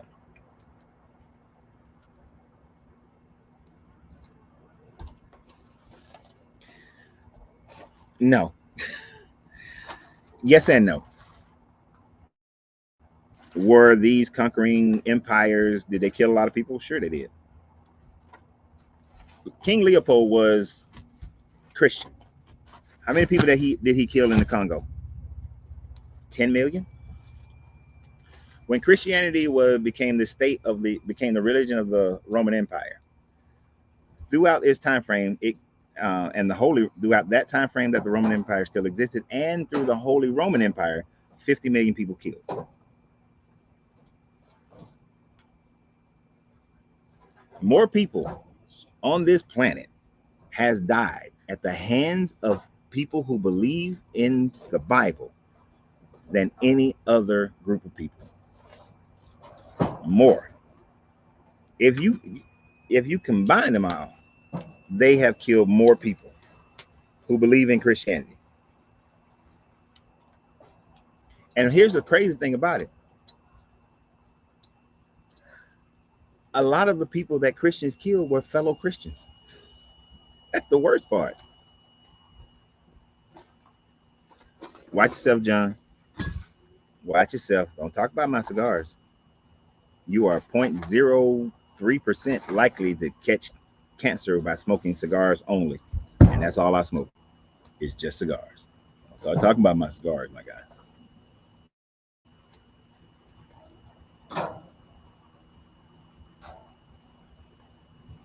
Every historian would tell you, every biblical historian, even your apologist, will tell you that Peter was illiterate.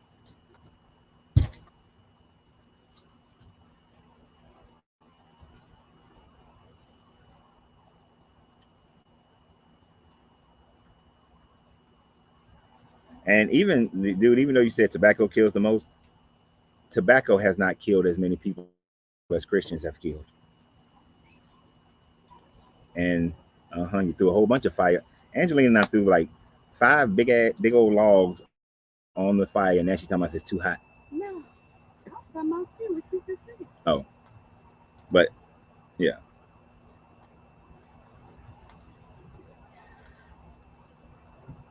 Now, if you stop smoking cigarettes, good for you, because cigarettes have all that toxins in it.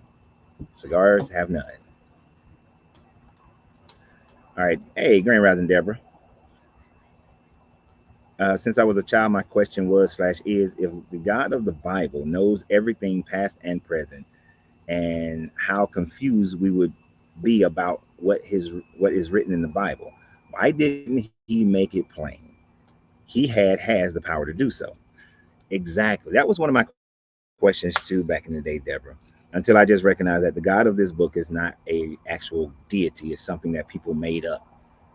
As many gods, period, are just made up deities. And the fact that the thing about it is, if this was a real God, everything would have been just plain and simple, so that his word would not be confused. There wouldn't be 40,000 different variations of Christianity in the world today if this God was a true God of order. But the fact that it's not, and people would just say, well, it is not God who messed it up, it is man. um, we never took that top off. It is man. That's why all the smoke came out that way. It is man who has misinterpreted his book and all this sorts of thing. If this was a real guy, he would have made it so that man could not misinterpret his book. You know. Oh, you didn't take it? I didn't. You tell me what this hot. Unless you use that pincher. I don't like fire. Don't worry about it. I don't like It ain't bothering nothing. Let it be. No, it's too hot. Because what you gonna put it on? I'm sorry, y'all. We forgot to take the smoke cover off the smokestack on the Angie, what you gonna put it on? It's too hot. You can't put it on nothing. You burn the grass, you burn the floor. Don't worry about it. I don't want to get fired. Oh my gosh. I shouldn't have said nothing at all. Like that OCD in her is kicking in.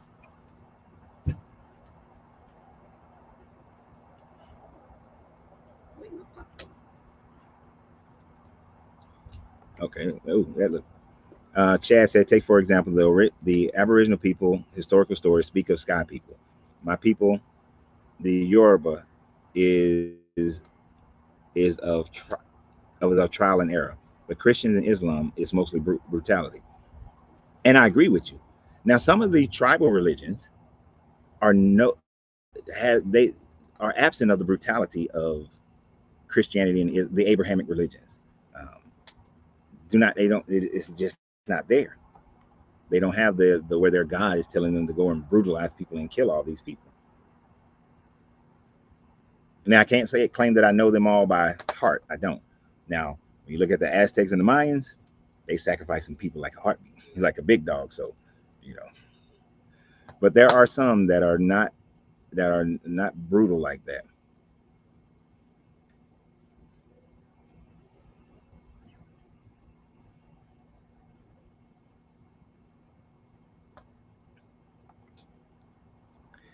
John, I would really like to see you start a good church. Because I'm gonna be honest with you. I visited many churches. I'm sure there's some good churches out there, but the only way a good church can be a real good church as well is to teach people the whole Bible, not the selective parts of the Bible.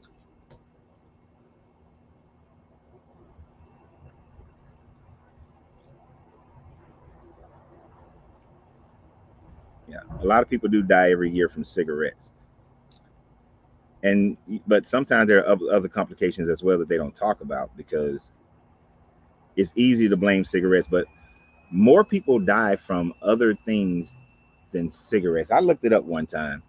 Um, the number of people who die from tobacco compared to the world population. If you think about 8 million people compared to 8 billion people on the planet, that's not even 1% of the people. But I believe more people die from other issues at a far greater number than cigarettes. But it's an easy one to jump on.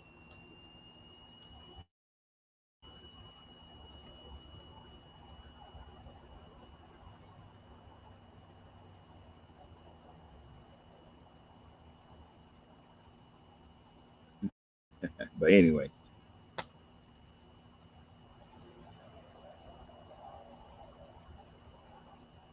what Dwayne said here. And TikTok, if y'all got questions, go ahead. I'll read them off for everybody. You wouldn't have to study the word for 50 years to understand the word. No, you wouldn't. You really don't. And you shouldn't have to. But if this thing was taught in its entirety, most people would probably walk away from it.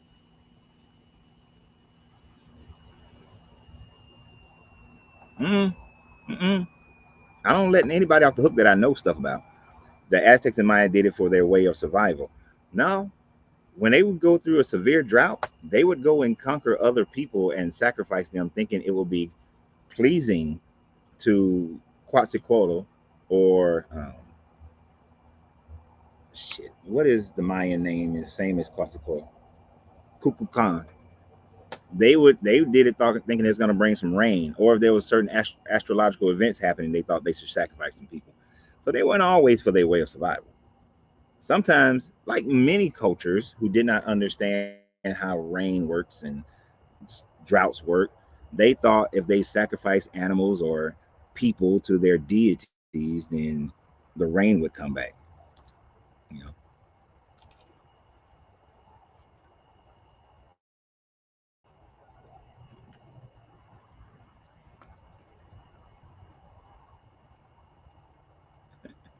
I know. Trauma said is wild. Cigarettes tell you they kill you, and people still buy them. Addiction, man. Addiction and good marketing. Addiction and good marketing. Did you know I was listening to a thing today and it just mentioned that there was a time frame where I forgot what time frame era it was in. Maybe it was the 40s or 50s or something like that.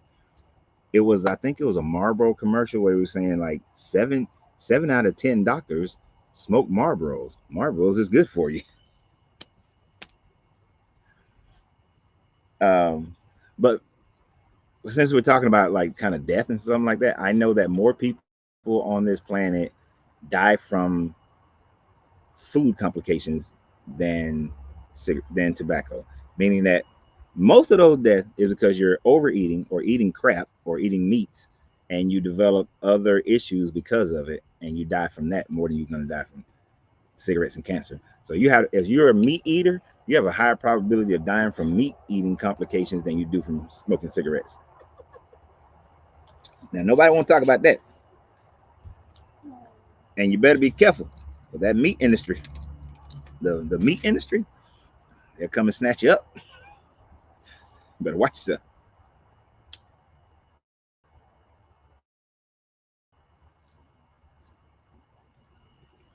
and all the heavy metals that you're getting from seafood. Mm, eating flesh is more destructive to your body and your longevity than damn near anything else on the planet.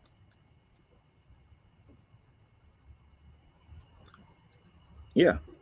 And this sound rude. See, Okay. Prima, you it's like we can agree, but then you say something that don't make sense. Don't tell me Most that. people die from lifestyle diseases.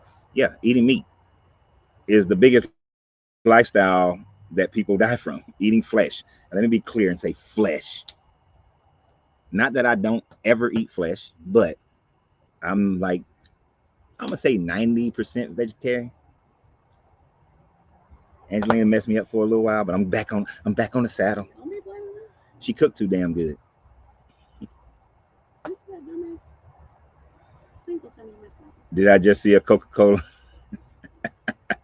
See what? Just tell me. Ramon Noah, the Bible says Jesus said anything God made is clean. I can't Who hear made you. tobacco? Who is it? Ramon Noah. Yeah, I have a Coca-Cola every now and then. Who? Ramon Noah.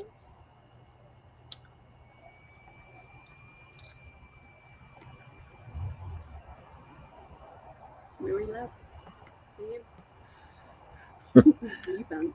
The Bible says Jesus. The Bible says Jesus said anything God made is clean. Who made tobacco? My man.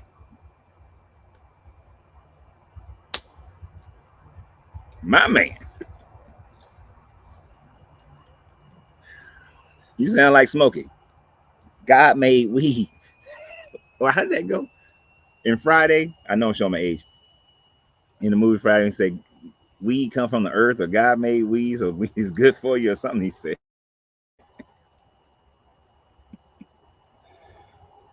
Yeah, I'm like 90. Like, if I want, like, okay, I know this is probably to most people this is TMI, but I'm very transparent. I don't have any TMI. So I had a colonoscopy, and today, I know I was late. Supposed to get it done when you're 45 and all that. Uh, but I was. They were like, we was talking. I was talking to people, and I was like, no, I'm like 90% vegetarian. So that's why you don't see. They didn't see like. I didn't know that a certain level of diverticulitis is developed as you get older. If you don't, even if you don't have it in your family, just as you get older. So I had no idea of that. And so the guy was like, "There's some minor possibility of," and gave me some ideas of, how to keep it minor, but it's just from aging. And I was like, "Dude, I don't eat meat. I don't hardly eat meat. I'm like 90% vegetarian." He was like, 90%.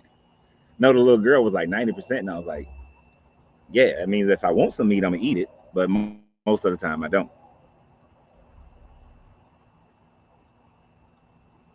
Right. Ramon say he love his cigars. Me too. And we low in the humidor right now, so I don't know if I need to put my Cash App up there so that we can restock the humidor a little bit. We got to buy some of them retail now. I don't know how to act. It's hurting my feelings. We need a cigar fund. If anybody would like to participate in the cigar fund, just let me know and I will gladly post. What is that thing called? My Cash App. If you'd like to participate in Coach Rand's and Angelina's uh, cigar fund, just let me know. I accept zero. Uh, but by the way, if you are over the age of 45, your ass need to go get a what's that thing I had? A colonoscopy. It wasn't as bad as I thought it was gonna be. Actually, earlier, the family has history. The day before, y'all lucky I didn't do this live yesterday because I was supposed to do this live yesterday, and only eating broth and water and that Gatorade and all them mixtures, I was angry all day. It would have been some serious cussing.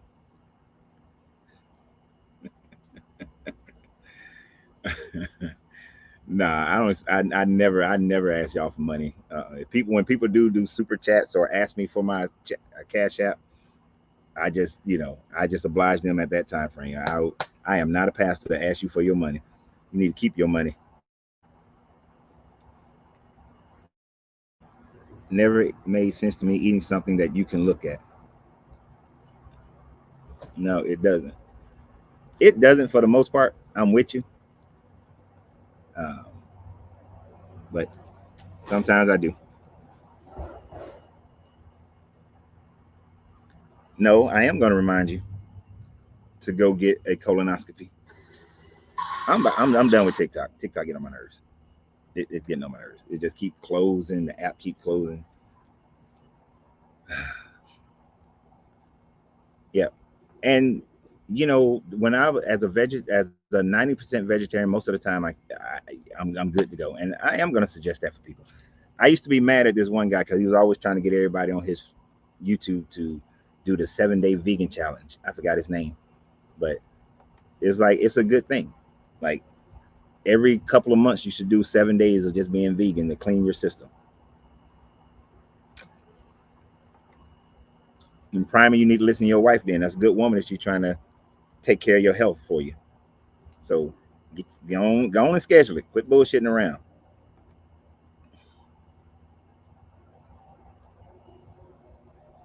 Ooh, nighttime. I get a lot of bugs flying at this light.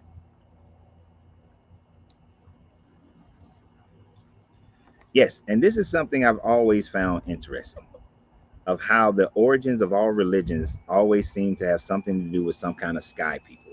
Now, if you understand, now y'all know I am more apt to go with. If you saw the video I posted today about, you go watch the video I posted earlier today that talks about the hieroglyphics that show airplanes and tanks and all that stuff. I'm more apt to go with pre-existing Earthlings, pre-civilizations of Earthling that just got eliminated through the last ice age for the most part, and people mistakenly thought that they were gods and coming from the heavens, as best as they can describe it after coming out of the Younger Dryas. But it always seemed to start with some person coming to visit from some other place and them coming out of the sky in some kind of vehicle and having all these technological advancements. But until I meet some sky people, until I meet some pre-Earth civilization people, then just stories.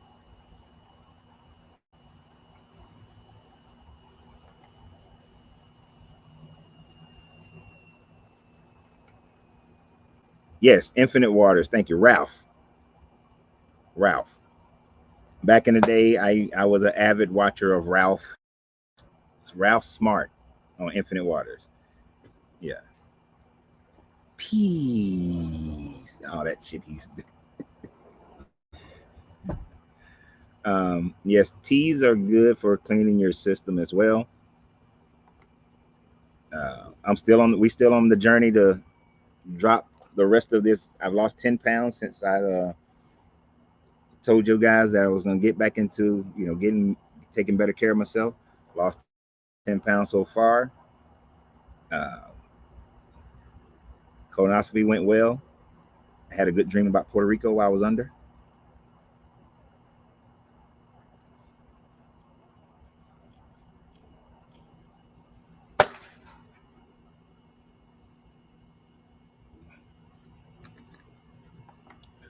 And you could get away with that.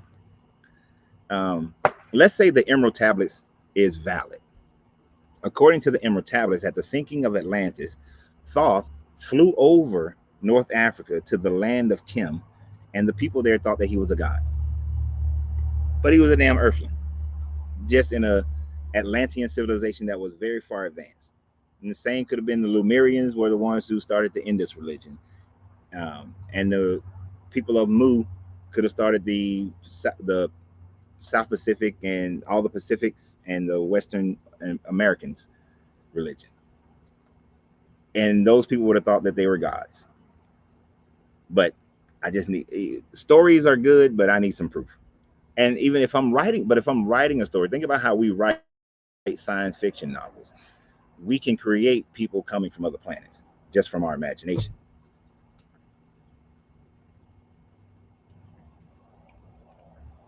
I eat some type of melon, if not watermelon, almost every day. Nah, walking. At my age, lifting weights is better than doing cardio. I still do cardio for about 45 minutes to an hour, but building muscle is the best thing that you can do as you get older. Losing muscle will increasing your muscle will increase all the good juices in your body and keep your ability to keep moving. I got to reach back into my bag when I used to own a gym and I was a personal trainer.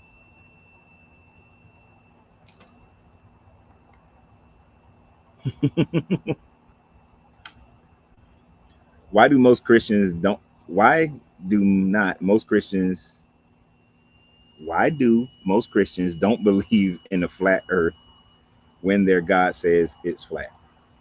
There's a conflict in that. There are certain parts of the Bible I can't call off the top of my head where he calls the world a sphere. So you do have it where they can call it a sphere, but even though most of the Bible does describe the earth as being flat, uh, but because Christians also live in today's world, they're not going to accept that it's flat either, because it would run. That's what that run contradicted to their culture of today. If for them to believe it's flat, and flat Earth is relatively new. This resurgence of it is relatively new. I think it was in the 1900s that somebody started pushing it again.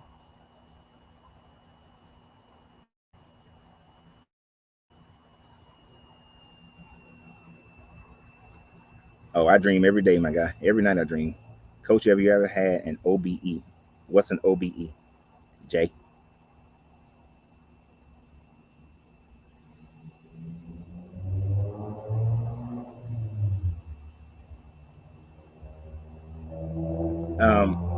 Well, people. So the flat earthers, prime. If you go, I mean, if you don't believe in flat Earth, that's great.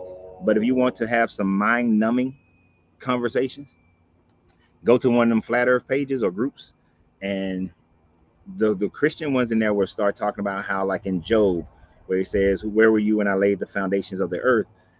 It will talk about the pillars that the earth was built on. It'll talk about the firm. They get into the firmament big time. That the firmament is a dome that was over the earth, and when he separated the waters. Um, so the flat earthers grab the Bible and say the Bible claims flat earth. When Jesus was standing on the mountaintop and was able to see every kingdom, they jump on that and say that's the God is saying flat earth. So I don't get into flat earth, prime, but you want to see you that's where you want to see where people take the Bible and get their flat earth ideas. That's where they get it. That's a lot that's some of the places they get it.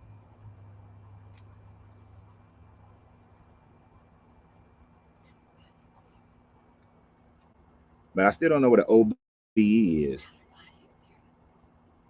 Oh, Angelina's whispering out of body experience. Oh, there it is, popped up, out of body experience. I have had what I believe to be, well, believe or possibly could have been an out of body experience or astral projection, or it was just a good dream, or I was just in one hell of a meditative state, because it hasn't always happened when I was asleep. Sometimes it happened when I was in a deep, deep meditative state. Was I out of body? I don't know. Can't tell you. I will tell you the closest thing that I may say that is proof that is me having an out of body experience is, and I have no shame about it, every so often, little shroom trip. And the one that makes me think it was the most that it possibly could have been an out of body experience is, this was about a year and a half ago, and it was like I embodied the alligator while it was hunting a deer, and then I embodied the deer, and then I felt the energy of all these earthquakes and volcanic eruptions.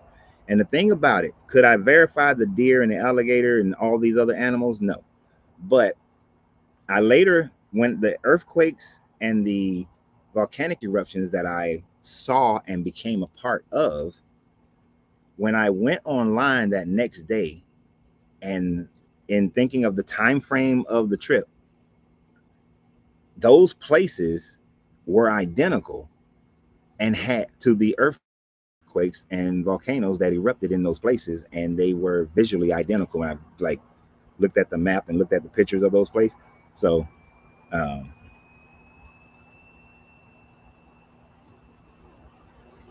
those shroom trips would be the closest thing I would say that to a uh, to an out of body experience. That one. The rest of everything else, deep meditation, dreams,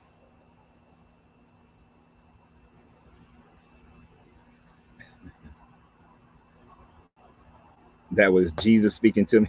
I doubt it.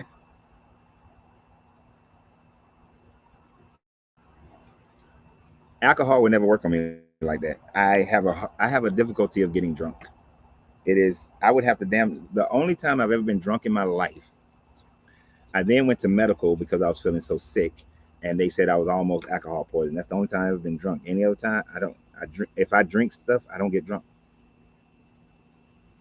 Maybe a temporary little buzz for about 45 minutes. That's about it. But getting and that depends on what it is.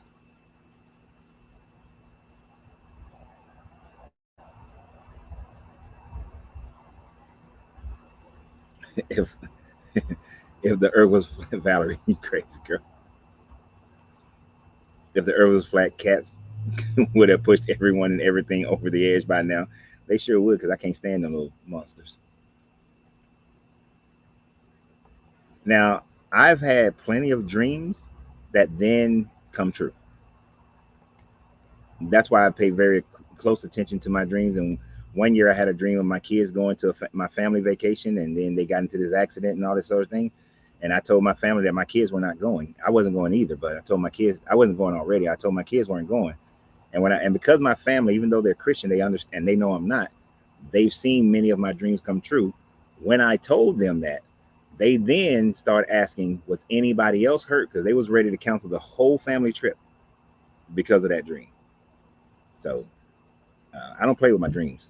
If something go down in it that's not good,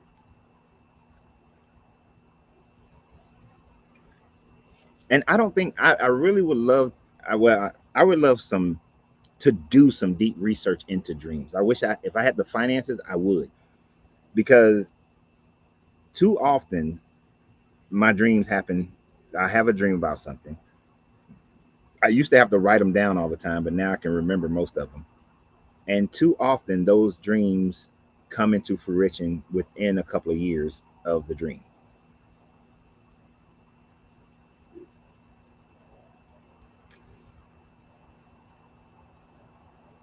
But I would like some scientific research. I know other people have done them and I read some of their research, but I would like to do some myself.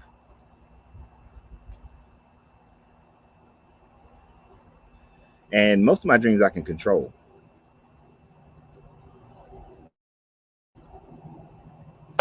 I wouldn't know about smoking weed and going into REM sleep, not having REM sleep. I don't smoke weed, so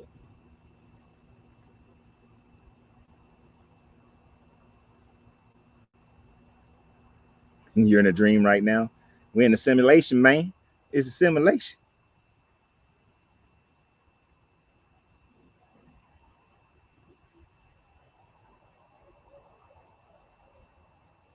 Casey Snow. I didn't see that. Now, lucid dreams. I really like lucid dreams because I can control the hell out of them. If the dream is not going the way I want it to go, I will rewind that dream, start it over, and make it go the way I want it to go. So, lucid dreams are great, um, because then for that reason, because if I don't like it, I'll change it.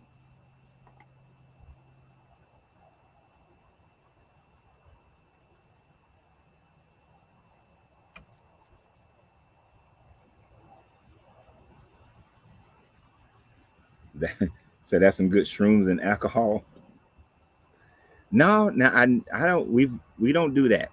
You never mix. I don't. I wouldn't mix shrooms and alcohol. I'm not suggesting anybody. First of all, let me. I'm not suggesting or promoting anyone on here smoke cigars, drink alcohol, do mushrooms, or any other drug. Let's make that clear. You're not gonna do something and then say, "Well, Coach Rance told me to do it." I'm not telling you to do none of it. Don't do it. You shouldn't do it. Y'all shouldn't even go to sleep and have a dream. How about that? Put a whole statement out there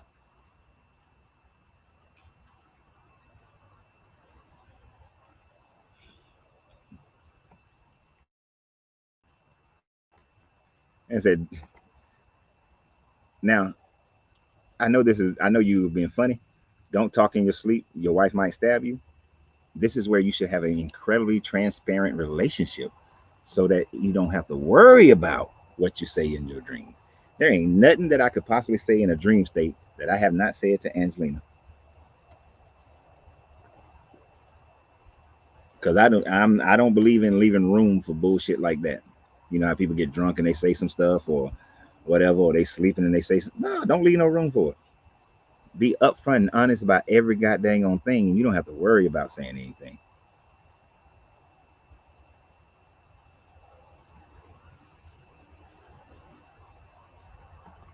I just started looking at. I don't know if Ben Carlson said anything about dreams, but I just started looking at Terrence Howard's videos, so I'm working on some of that. I can see some of his points, and others I can't see.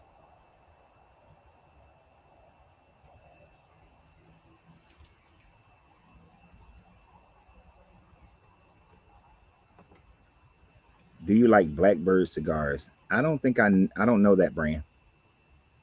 Did we get any Blackbirds Never, at PCA? never. Never had. No, I've never had piece. I've never had Blackbird cigars, so I don't know that brand.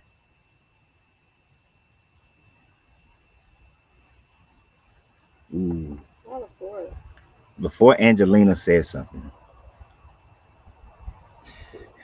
her name is not spelled that way. It's not spelled with an I. There's no two E's in there. That's Angeline. Her name is Angelina. She's a little sensitive about how people spell her name, and I'm making fun of her because she's sitting right over there.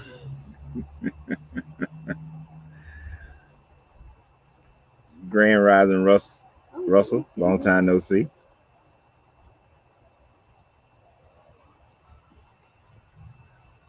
Oh, no, we never seen. Yeah, I'm watching Terrence Howard videos. I'm gonna have to. It's a lot. His videos are long, so it's a lot of information. Um, I know people are harping on the one plus one times one equals two thing. Um, I got to look at it, go through. I'm not the greatest mathematician, that's for damn sure. But critical thinking and logic, I'm pretty good at that.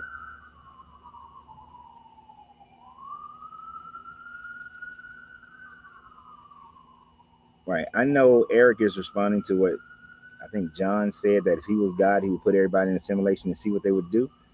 And if I was God, I wouldn't need to. I would just make everybody the way I want them to be from day one. All that free will bullshit. No, you're gonna be what I want you to be.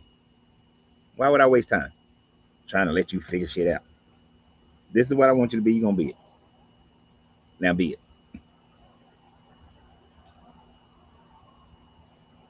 I'm sure she saw it, Primer. Are you on Facebook or YouTube? Oh, Oh, he said my bad. I say hello or hi He because said I'm hi. the eat smoke. Oh, she's the eat, sip, and smoke travels, which is our travel page on Facebook and YouTube. Please go join those pages and TikTok. That's my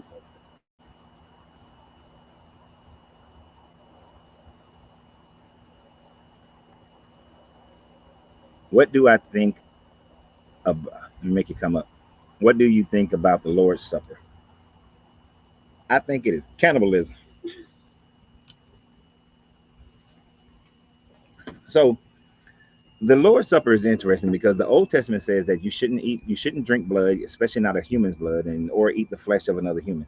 So you're not supposed to do any of those things.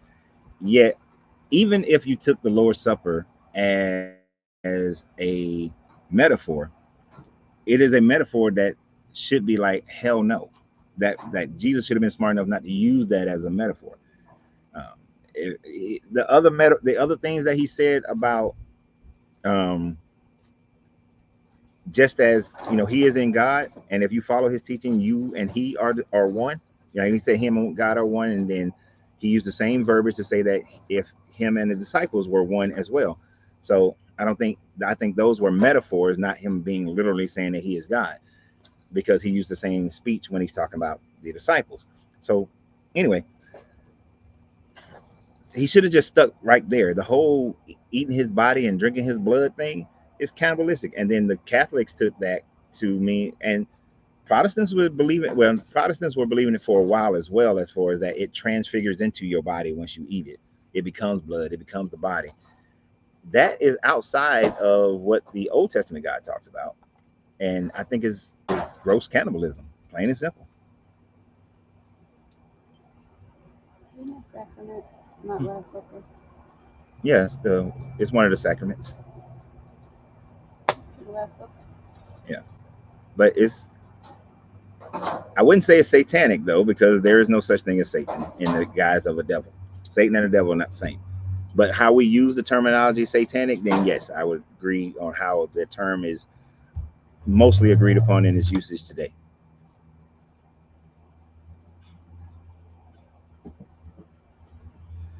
No, but I'm with you. The reason why I'm gonna study the Terrence Howard video, because there I've always thought that there was a flaw in our mathematics, and when we correct that flaw, our knowledge of the universe will expound exponentially when we do so. But this came to mind. The best way for the devil to defeat God is to do nothing. God predicted Satan to do stuff in Revelation. All Satan has to do is do nothing, and God loses. Ah, how old was I? I think I was about 21, 22, maybe 23 when I had the same thought process. I was like, if because they was always teaching in church that God already knows the whole plan. Satan already knows he's on, Satan knows his time is short. So he got to get as many people as he can to his side.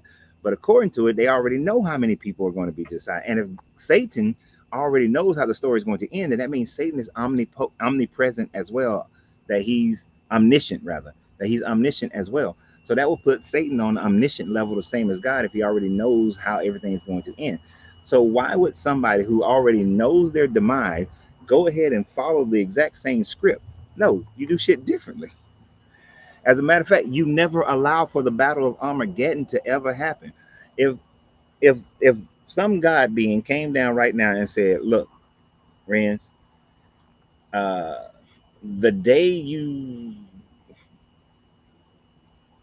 if you go and move to Puerto Rico, then that's when the end of time is going to happen." Guess what? I'm gonna not gonna ever do. I'm never gonna move to Puerto Rico. Uh, Distinguished Gentlemen, Charlemagne. I think it's Charlemagne or whatever the what's his name who said slap a woman. What's the guy who slapped? Huh? You can speak loud. It don't matter. Sean Connery. Sean Connery. He played Quartermain. Quartermain was his character. He was told that if he would live forever as long as he never left Africa, and he stayed in Africa. But then he left Africa. Why would you leave Africa if you are told that as soon as if you leave Africa you're gonna die? If I'm the devil or Lucifer or this beast, I'm never going to bend to this guy's will. Be like, hell no. I'm never going to send the Antichrist. I'm never going to send the beast. I'm never going to have the false prophet. I'm never going to have none of this shit because I'm never going into this lake of fire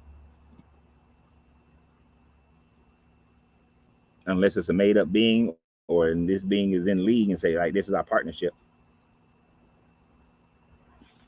It's the only way I see that happening.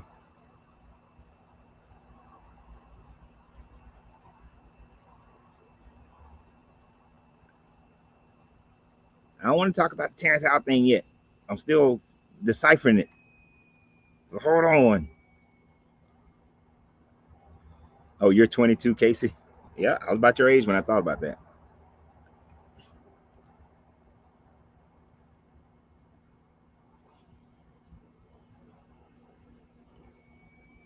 And the mathematical thing, I've always struggled with the idea of zero times anything equals zero.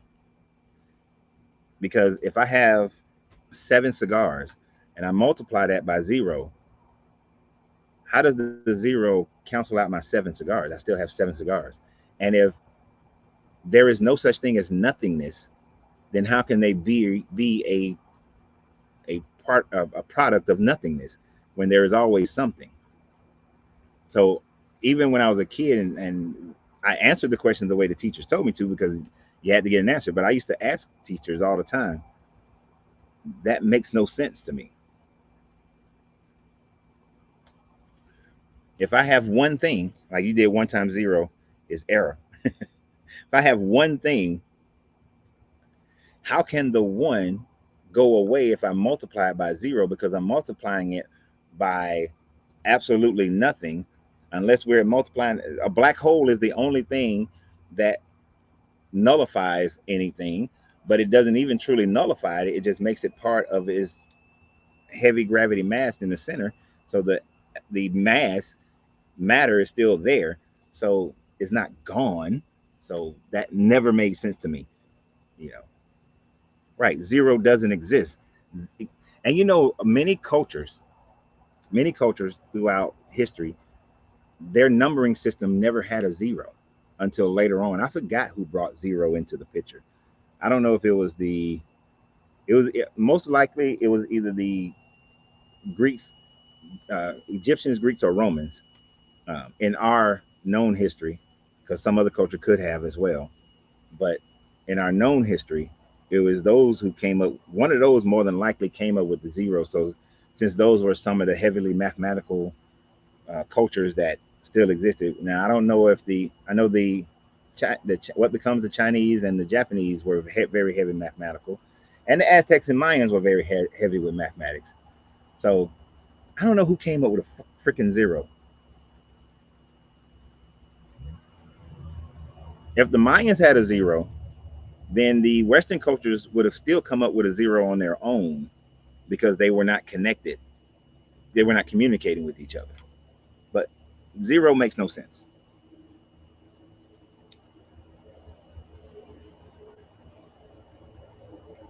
Right. Energy can't be destroyed. That's the flaw with zero,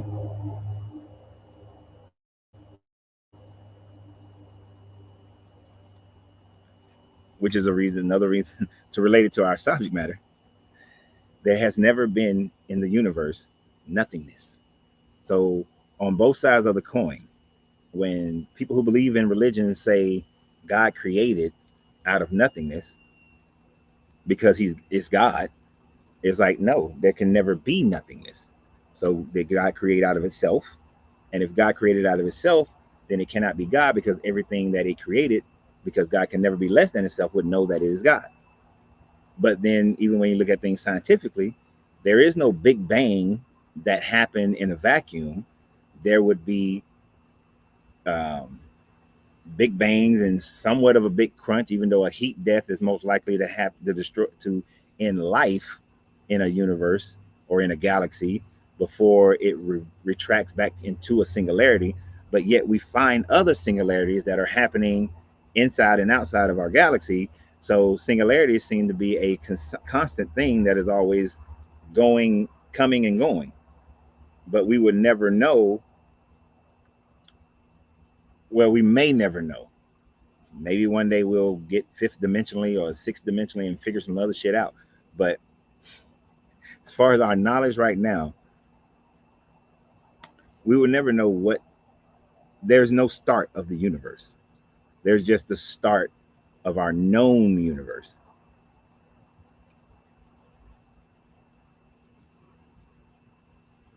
Well, see, Prima, I'm a hermeticist in that thinking.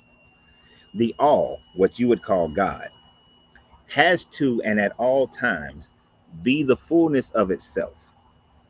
If it took from itself to manifest us, this cigar, this torch, then us, this cigar, this torch, would have to know that it is God because it can never be less than itself.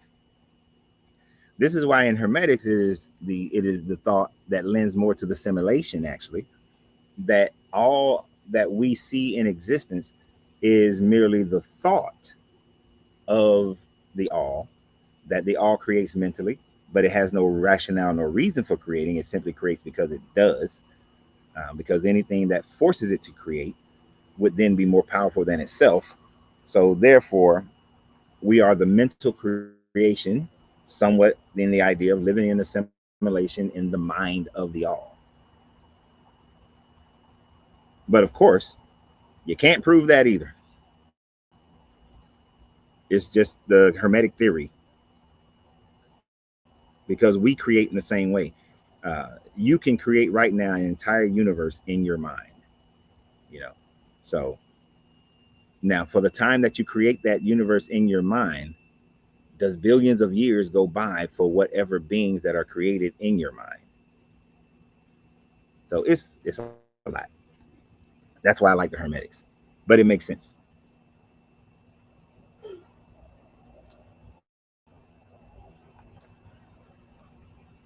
I say I see it as a micro sense, as above, so below.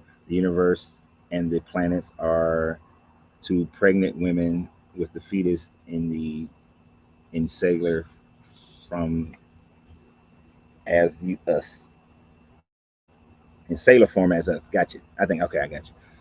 But yeah, that would be as above, so below. As the all creates in his mind, so do we create in our mind. And those creations exist. Like when you dream, go back to dreams. When you dream, for the time frame that you're dreaming, those things exist as a frequency in your mind. Frequencies become can become matter, and so they exist until you wake up, and then they're gone.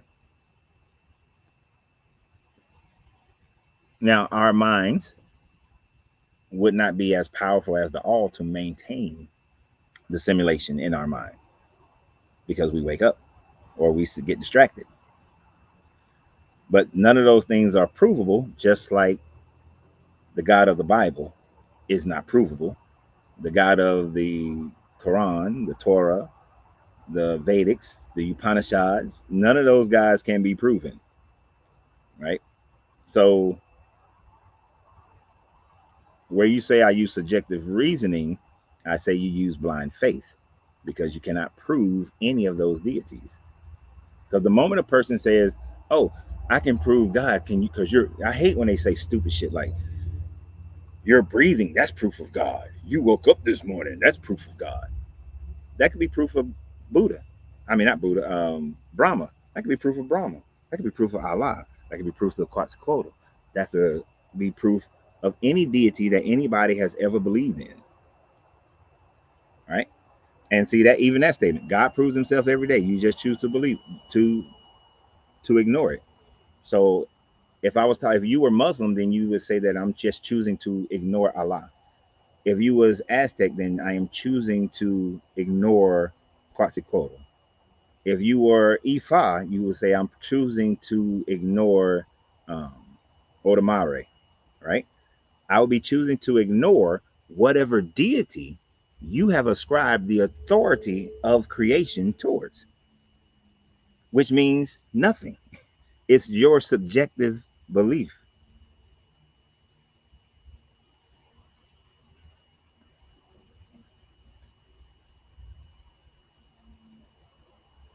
I really. And how is your journey going in this deconstructing?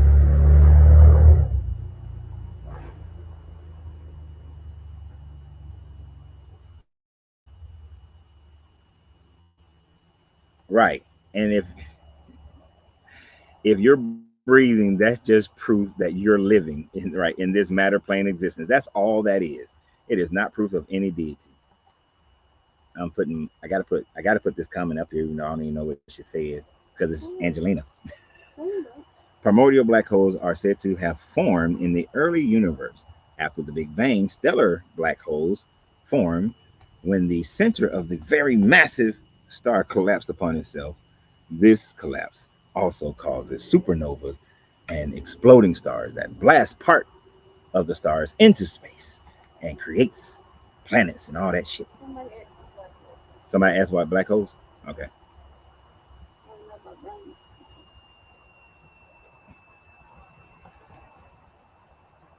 Yes. Because Allah is also the God of Ishmael, and Ishmael is Abraham's son. Um, I have met Muslims who teach that God, Allah, is the I am as well. Where it's said in their book, I don't know.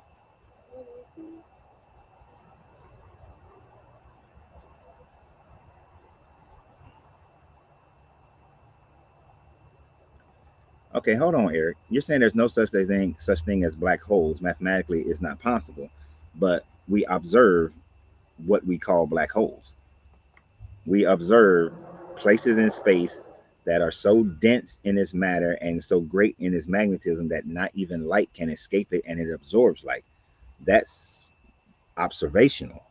So what do you call those things that do that? Like I think the closest one is in the Pleiades. Pleiades. Is it Pleiades or Pleiades? What are them things? Really watch this something channel?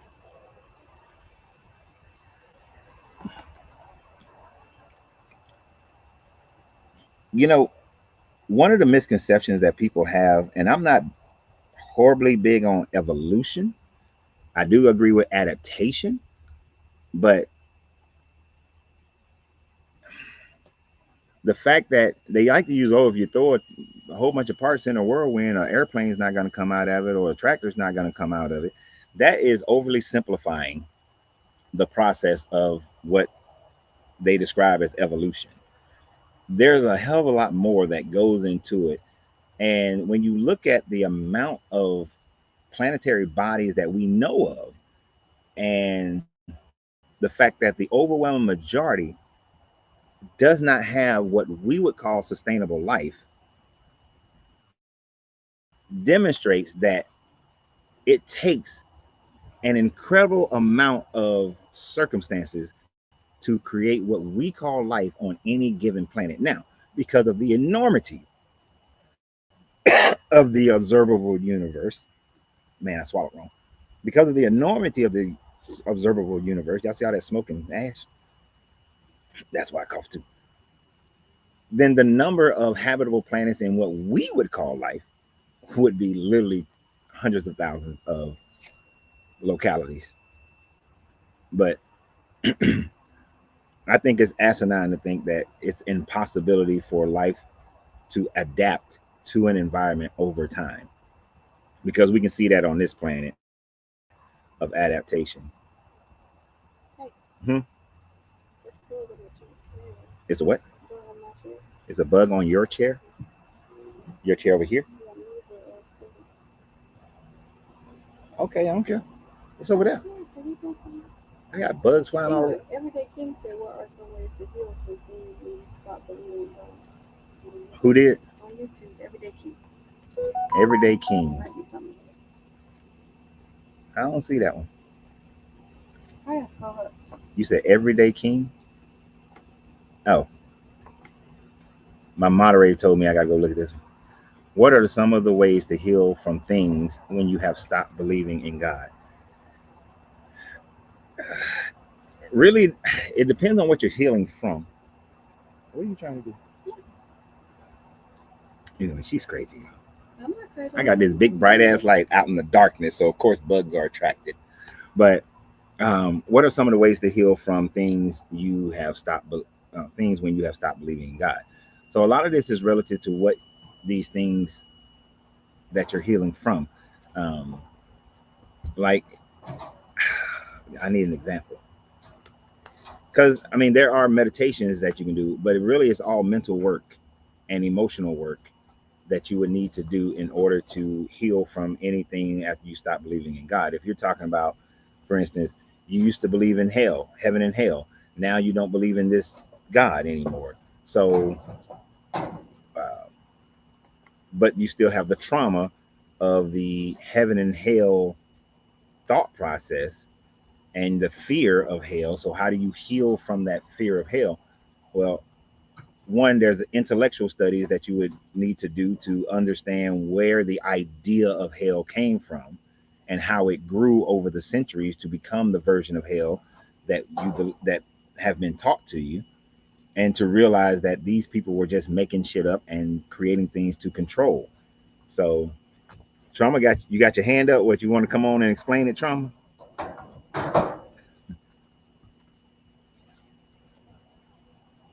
But when you can get it to know something, I will give that movie, the Book of Clarence, some credit in the sense that it kept saying that knowledge is more powerful than belief. Because if you want to overcome a belief, it is the gaining of knowledge that will help you more than anything else to overcome that belief. So the more you know about how a construct came to be, the stronger your ability to overcome it. And it's the same way that when people um, who deal with molestations and um, physical abuse and things of that nature, to understand where it came from, how it came to be. how it's not your fault or what part you did play in certain aspects of things, and changing your behavior, changing your personality so that those things are limited. You know, um, when I was in a relationship with a person who decided they were going to be violent, if I didn't extricate myself from the situation, then I would just be giving more into it. But by removing myself from that situation and realizing, you know, was there any aspect of me that caused that person to act the way they did? Hell no, it wasn't. So I'm not going to blame myself or take any of that responsibility because I didn't do shit to cause it. That was an issue that that person had that they hadn't dealt with, that I didn't know they hadn't dealt with. So that was all on them. So the best thing I could do is just get the hell away from it and remove that person from my life in its totality. Now, for people who've been dealing with that over a long period of time, they're going to have to really work on their own mental self-worth to realize they are valued so that they never allow someone to treat them that way. But when it comes to this religious thing, most of it is just realizing where all this stuff came from and why, and the cultural references to it.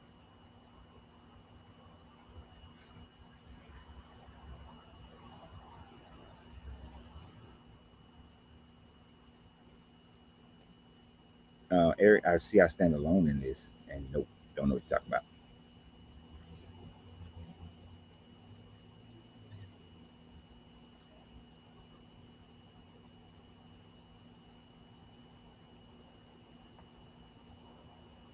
Said the creator just what always was is God. Gods are entirely different beings or men. The Hunter should answer quite a bit. I understand what you're saying. Um, if there is a creator, then it has to have always been and always will be. If there is anything that we call gods, is man-made creations. I didn't mean to hit that, and that's what I eliminate. I'm open to there being an intelligent designer, a creator, but I have a definition that that creator fits into that none of the gods that man worship would ever fit into, because a creative being who created the universe would not require nor need worship from any man or anything. It just is. You know, you ever, like, I relate that to a person who is confident in who they are, that they don't need your praise for them to be who they are. They don't need your approval. They don't care about your disapproval. They don't need anything. They're just going to be themselves always, at all times. Every god that man has created and that man worships and believes in, these all these gods require and need worship and supplication, and for man to do rituals and shit to prove that they love this god. No, you're not a god. The moment you say that you got to sacrifice something to worship me, you got to pray this many times, you got to look this way, you got to dress that way, you got to, no, you got to say these words. You're not a god. You're something that man created. And what amazes me is how we are conditioned to believe in a deity that has only been believed in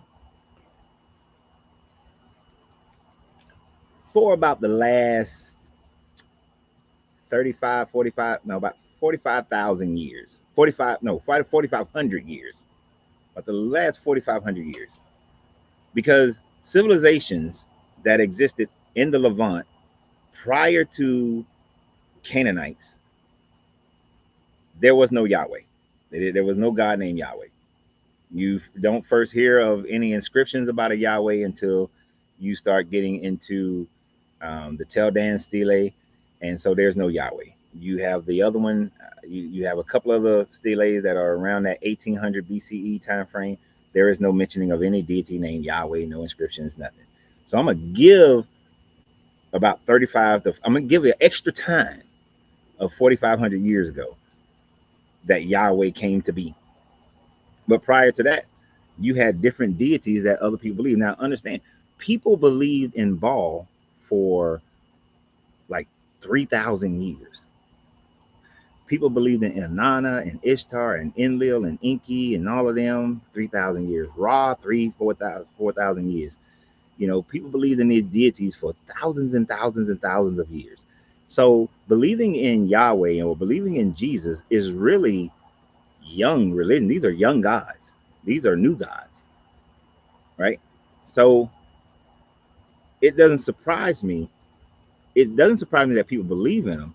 What surprises me is that in our modern day knowledge of information, where we're not isolated in these small areas, that we would still accept and believe in these little gods that people created that started up at a certain time frame.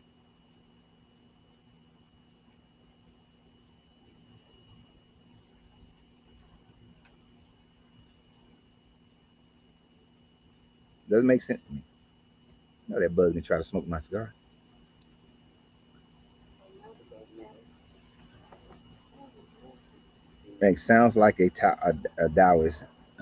They follow the Tao of the universe, but the universe doesn't require worship. Right. Actually, the Tao Te Ching is one of my favorite philosophies. It's one of my favorite philosophies because it is one of the more pure philosophies that literally could exist, that transcends time. There's no misogyny in it.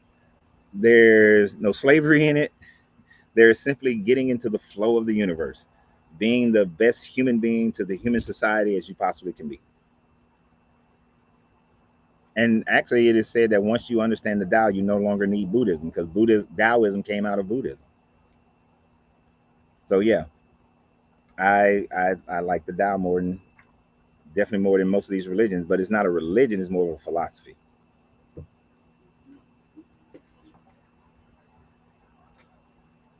You believe in not the name of a deity of a god, but believe in his power and capabilities that only you must be able to define. That is just not my definition. That would be a definition in general. See, the fact that you put his, meaning that you've already made God, you've already taken this creator and made him small, so that he fits into the category of a male, right? He can only be male, so he can only be masculine energy. If anything, a creator would just be energy. It would not be. It wouldn't have penises and breastises and all those things. It wouldn't be a him or her. It would just be a it, right? It would have both masculine and feminine energy. This is one of the reasons why at one point I was attracted to Gnosticism, because the definition or idea of the pleroma was just an energy, an energy that just creates, you know. But it would be far above what you guys call a god.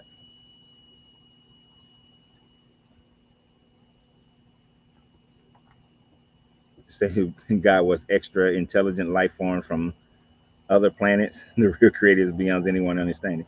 Yeah, you know what's interesting? Even the Anunnaki had their own ideas of a creator, of creative energy, but seeing themselves as pretty much demigods.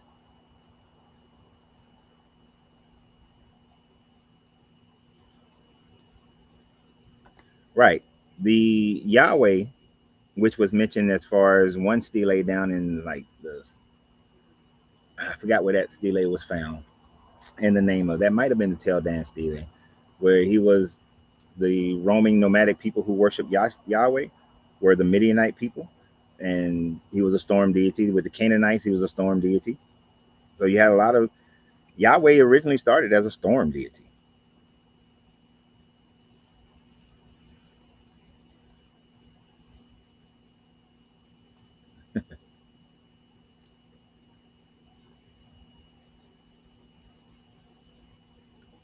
Yeah, and it doesn't matter. Yahweh is the storm deity in its beginning.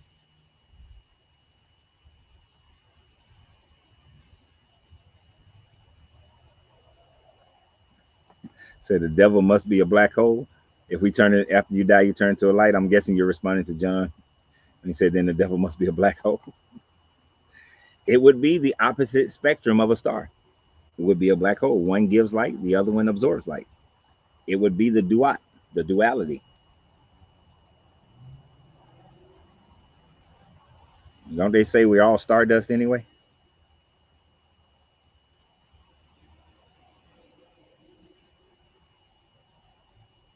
Well, we Crimson, we did go over Deuteronomy 24 and 25, and then yeah, we kind of just vibing now.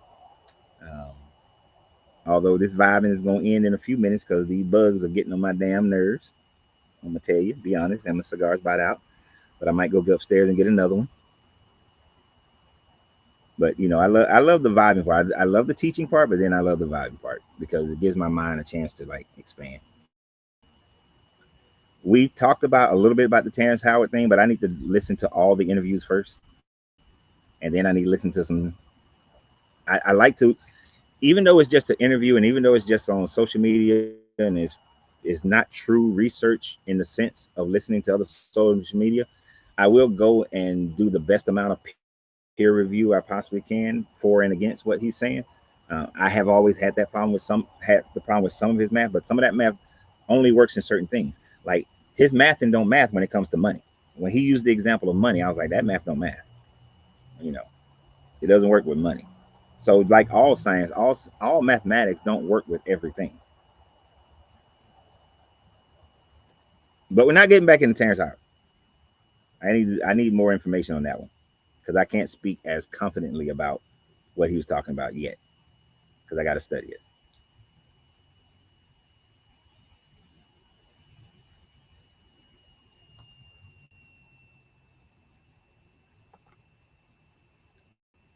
Look, let me, and I'm posting this one on here because I want to be clear. I know I'm making recommendations without uploading yet, so I apologize. And there's no need to apologize. The fact of the matter is, uh, I was asked to make the membership pages, so I made the membership pages. I'm doing a horrible job at making sure members get extra stuff because I really don't like doing that. I like to just put everything out there. So really, if people want to do memberships or subscriptions, then I rather you do it out of your own good heart instead of out of the desire for me to do stuff because I like to just put stuff out. I hate the fact of feeling that I need to put secret shit out or special shit out for people. So don't feel bad about putting asking questions. I do give more preference to people who are members. Like if Dwayne asks for something, I will give him more preference. If he comments on something, I'm going to pay attention to his because I'm going to respect the fact that out of the goodness of their heart, they're doing things like that. But I really hate doing it, which is why I suck at it.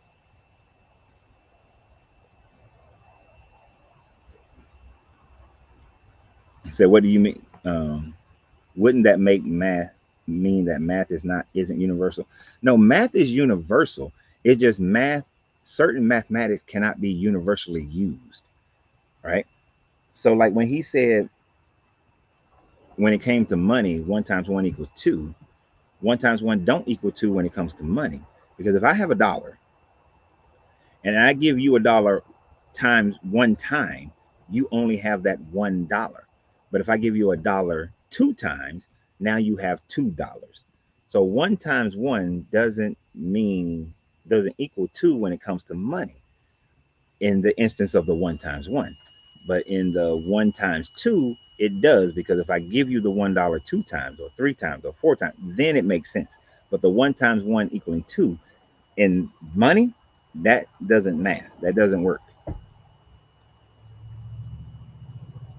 Oh, I thought that was you was talking about Crimson. Yes, on YouTube and Facebook. On YouTube, it's called memberships. On YouTube, it's called subscriptions.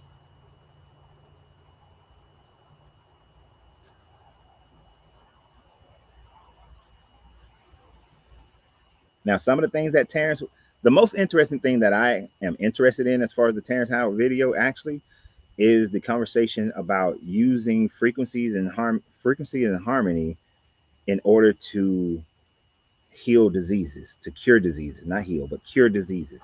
That I am the most interested in. That aspect I am because I I studied Royal Rife. I studied some of these other people who talked about using frequency and like Tesla. And I honestly believe that there is a process to which we can use frequencies and harmonics in order to cure cancer. You know, I think that would be, even though it would utterly wreck the whole medical industry as far as cancer is concerned. Um, we know, we've seen, we've done the evidentiary work has been done to show that certain frequencies between 1,000 and 3,000 hertz or megahertz will cause cancer cells to explode upon themselves. Why aren't we pouring all these trillions of dollars that go into other cancer research? Why aren't we pouring it into that? Something that scientists have shown works.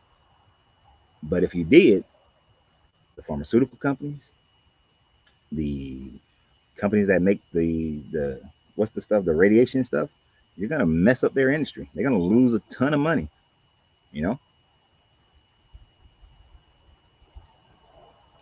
So that part of his interview that he did, I think in Cambridge, I listened, I saw some of that. That's the part that I'm most interested in.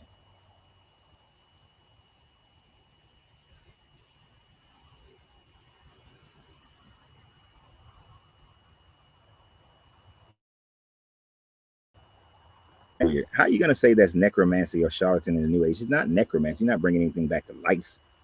But your Jesus, he brought people back to life. That's necromancy, you know. And if we can prove something, then it becomes, that's like the, so I did a video earlier today, and you all should go watch it, where a whole bunch of Christian churches had different signs up that basically said, choose your faith over your intellect. But I guarantee this with Prima's statement. If Prima had cancer or a family member who had cancer, to which I hope you never do, but there is a process. It becomes known, widely used, safe as hell to use frequencies to cure you or your family member of cancer. I guarantee your ass wouldn't be running at the top saying, no, necromancy and charlatan. You will be first in line. Now, I say that, but you may not be, because I'm not going to put that on you. Just like when people say that, oh, in the end, you're going to bow down to Jesus. No, the hell I won't. Because there are Christians who will still, Jehovah Witnesses, well, I don't know, no, not them. Who is the ones that don't do medical? Is that they don't do blood transfusion? But who is it? Scientology who doesn't allow? They don't do any medicine.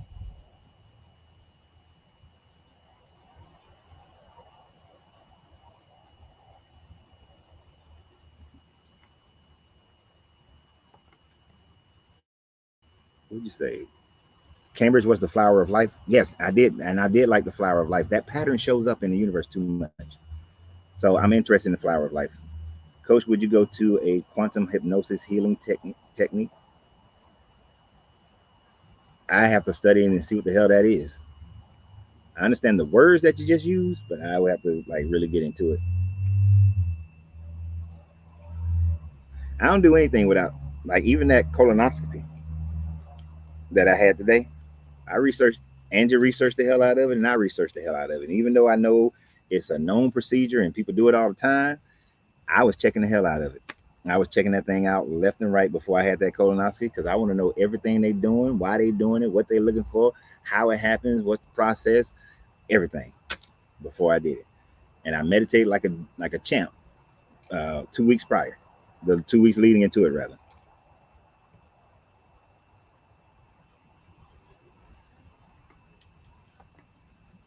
See, I spent thousands of dollars on medication for my aggressive diabetes. Started fasting and it reversed in 8 months. Exactly. Food. Look, how you eat makes a huge difference.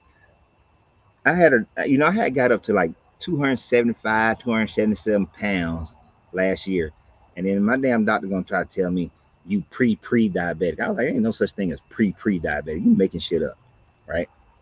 Um, but I'm down to 260, and my blood pressure is back to. It wasn't high blood pressure. It wasn't even close to high blood pressure. But they were like, well, they tried that pre high blood pressure shit. I was like, there's no pre. Either you high blood pressure or you not. So, but my blood pressure is back down to my normal, and I'm still gonna lose about 20, 30 more pounds. But Blood pressure back down to my normal. I'm looking forward to doing another one of them put some blood work because ain't no way. Just going back to being vegetarian, mostly vegetarian, will take care of most of your health issues. Most, not all, but most. Yeah, and them doctors get pissed when you don't want to take their shit. He said Jerome's witnesses.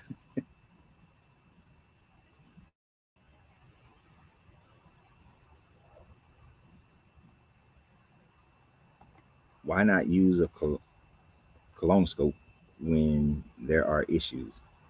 I'm not sure I understand what you mean by that one. Oh shit! Con-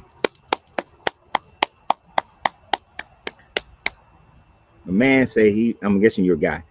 That he was 460 and got down to 270 in 2 years. Congratulations, my guy. That's outstanding. Right. It's like being a little pregnant. Yeah.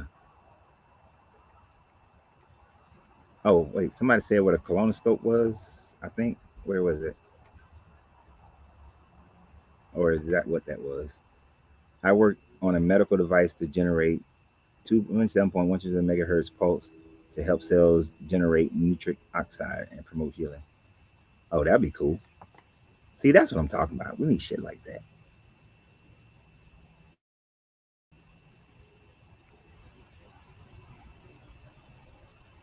We need shit like that.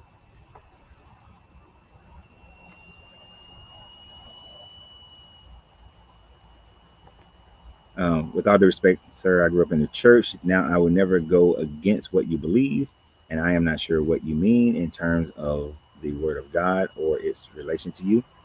I just say to each their own. Yeah, I pretty much say to each their own as well. It's just that people confuse the fact that this is a. I created this platform for people who have walked away from religion, but of course, you gonna. I'm gonna get a little bit of everybody. No, no, no. See, this is a whole misnomer. God told you what to eat and what types you can't eat, partake in, and what was the original. You get sick, is it God's fault or yours? Okay, here's the problem with that whole thing. Now you're doing the thing again, because in your New Testament it said whatever God has made is good for you to eat. It's not what goes in the mouth that defiles a man, but what comes out. But he told Peter, I think, eat whatever they offer you, just with the blessings of God. But even in the Levitical laws of what you should eat and should not eat, there is flesh involved. Flesh is not good for the human body, period, point blank. Nowhere around it. Flesh creates mucus in the body. Mucus allows for viruses and disease to fester in the body. So mucus creates the diseases that inflicts that kills more people. So hell no. The moment your deity said eat flesh, it has already messed everything up. So no, no. If you eat biblically, you still get sick. That's why there are so many Christians are sick as shit, and not just big ones, little ones too, and not just in our times, because there have been mummies and all kind of other bodies that were found, and they had cancer as well. Matter of fact, your body is born with cancer cells that are dormant already in it. It's just some get grow and some don't, based on what you're eating.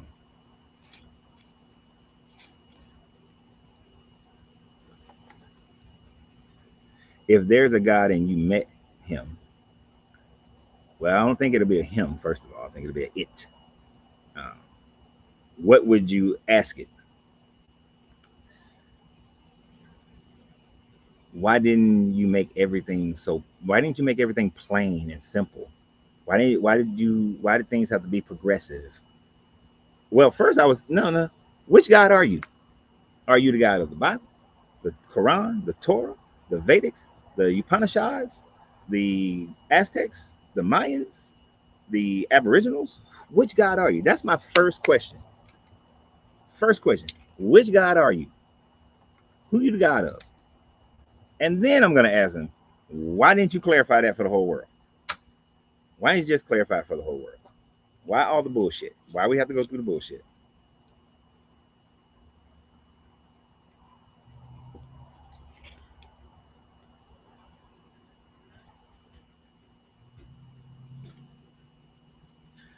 Oh yeah.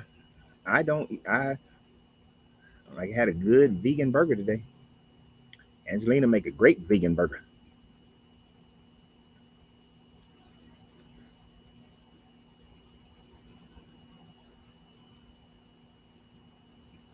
What he's saying, his answer, if his answer said, I am the God of hellfire and I give you fire, then I tell him you're not worth worshiping if you came down here to give some hellfire. From my understanding of hellfire, yes, yeah, I am drinking a Coke. I don't drink them often, but every look, I'm not perfect in my vegetarianism. Not damn sure ain't perfect in veganism. But I, when I do want a Coke, I will drink one. When I do want some meat, I will eat it. Um, but it is so minor in my lifestyle. But have there been times like I'm gonna tell you before Angelina, I was like 4 years no meat.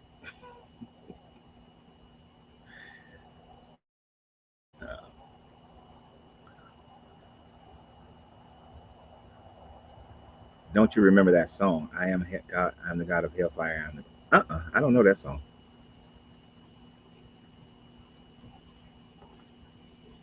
If Jesus really didn't come to abolish the law, then why were the Pharisees trying to kill him?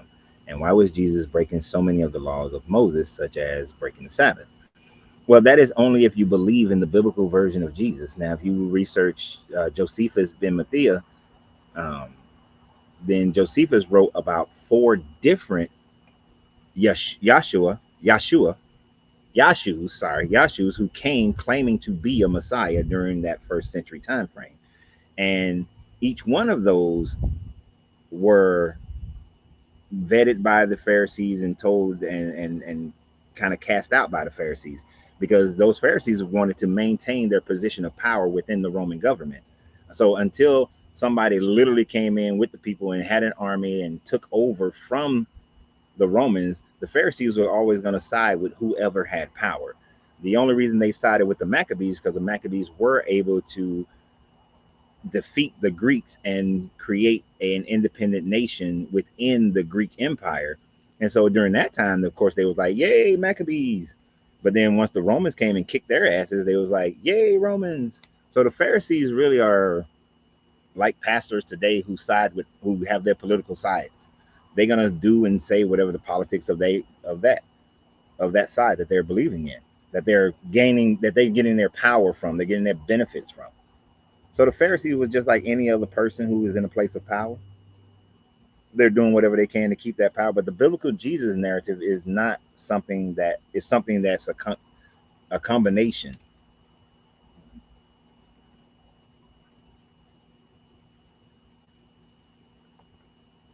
You say some vegetarians eat eggs, and that freaked me out. Yeah, there are different variations of vegetarian. Some vegetarians don't eat any. Well, if you don't eat anything that comes from an animal, then you're vegan. Any veganism is you don't eat anything that come you don't eat animals nor any byproducts of animals. Vegetarians, from my understanding, are you can eat vegetables plus any byproduct of an animal. But even some vegetarians don't even eat byproducts, which makes them vegan though. And I think that's the separation. I understand it, but I'm not like hardcore, like, "Arr." That's why I always say I'm a 90 percenter. I'm a 90 percenter on the vegetarianism. On the vegan part, nah, I'm like 30% vegan. Because if I'm eating breakfast, it's going to have some eggs. And I like butter.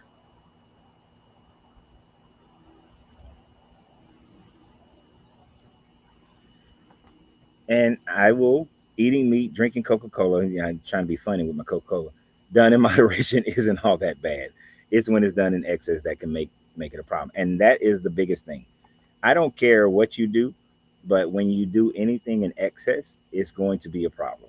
You could eat, I know there are overweight, diabetic vegetarians because they overeat,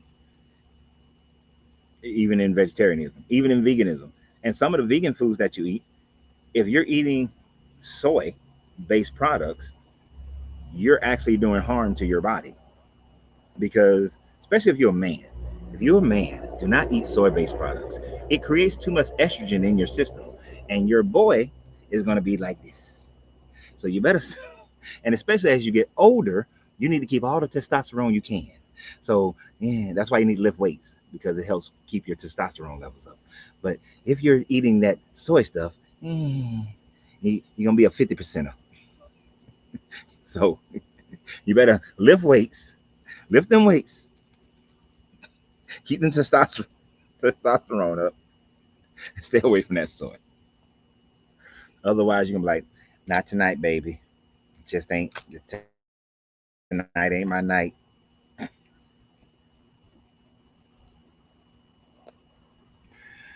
All y'all going to hell. Just want y'all to know that.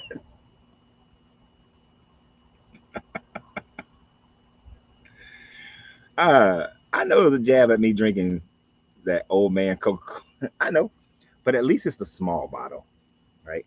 And it's most likely I'm not going to drink all of it. It'll go in, Uh, but yeah, I don't drink soda every day and all the time and all that sort of thing. But everything should be done in moderation. Even the healthy stuff should be done in moderation. So, but we're gonna get off here in about 9 minutes or less. So let's just start winding it down right now. So if you got some last minute questions, here's your opportunity to get your last minute statements and questions. Last minute statements and questions. So while you're thinking about your last minute statements and questions, a couple of things. One, like the video, share the video. Like the video, share the video. Even if you don't like me, like the video, share, like the video, share the video. Primer, like the video, share the video so you can get some more people on your team to come on here. But like the video and share the video. Um, so I'm gonna be calling this location that I want to have our meetup at. Our we're gonna make it at least an annual thing. I'm gonna call the place that I want to have it at for this year because you guys kept talking about you want to be out in nature. I also had to consider how far of a drive you would have to come from a city to nature. So, and I'm not providing transportation. I'm telling you right now, that's not gonna happen. I'm not going to be. I'm not insuring myself for your safety on them highways and byways. So there will not be any airport transportations. Um, but I have decided on a place. I just got to call the place and make sure they have enough availability. So that's why I'm not going to say what the place is right now because I'm gonna call them tomorrow and see what their availability is um, in mid late October timeframe. So mid late October, we're going to um, have our meetup. Our seminar. I don't know what we're calling it, but we're gonna have our come together for a weekend event. I'll be going live again tomorrow evening. Texas Goddess, and yes, Texas Goddess. I remember you said you wanted to help out with the meetup, so I will be getting in contact with you on that one. But we will be going live tomorrow evening and around the 7:30 time frame when it cools off and I can come outside and do it. Cigars, anywhere from 2 to 4 cigars a day. But cigars are all natural. We don't inhale. Some people that's excess, but to me it's not. But anyway, should we be worried about the growing Islamic population and the wars and the issues that maybe in the future, like being persecuted, like the Christians did to non-Christians? I don't think that we have to worry about the growing Islamic population.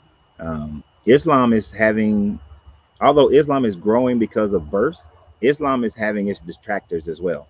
And most of those, granted, are outside of some of the Islamic states, but you do have those inside some of the more fringe Islamic states that are protesting against their leadership. So I think there's going to be it could go either way, but I don't think that they will. Those states and nations will never be powerful enough.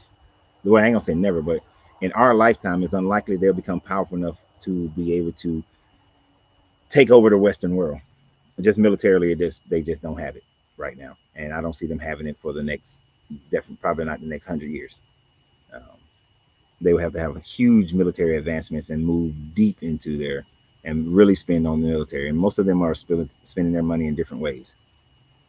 So is unlikely. That's what Clinton said, doesn't it? Well, you don't inhale cigars, period. If you meet somebody who says they inhale cigars, then they stupid. But you don't inhale cigars. Um, Cigars is like wine.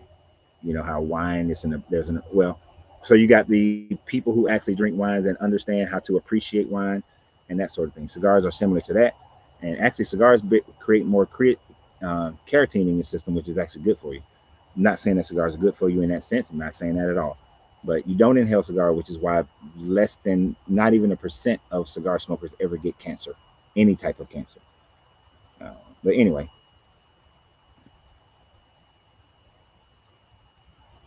why did God have to kill his son for our sake? In order to create a docile version of Christianity. I mean, a docile version of Judaism, so they would stop being a disruption in the Roman Empire. Actually, had nothing to do with it, with the whole teachings. I did multiple videos about how I hate to use the term Caesar's Messiah, but basically, the Jesus character was manufactured in order for Vespasian to try to control the Jewish revolts that were happening throughout the Jewish Empire, in the same way that he did with the Druids. But it didn't work. It didn't work. The only person who made it work was Theodosius 300 plus years later, and by converting the entire Roman Empire into Christianity. Uh, but yeah, it's been a Celtic since I was a kid. Okay. Um,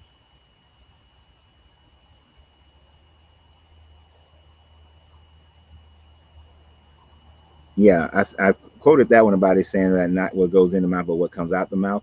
But I don't think he was really focused on food at that time frame. I think he was focused on like the things you say, because what you say generally comes from what you think, and it is what you think that is more destructive in this universe than what you actually eat.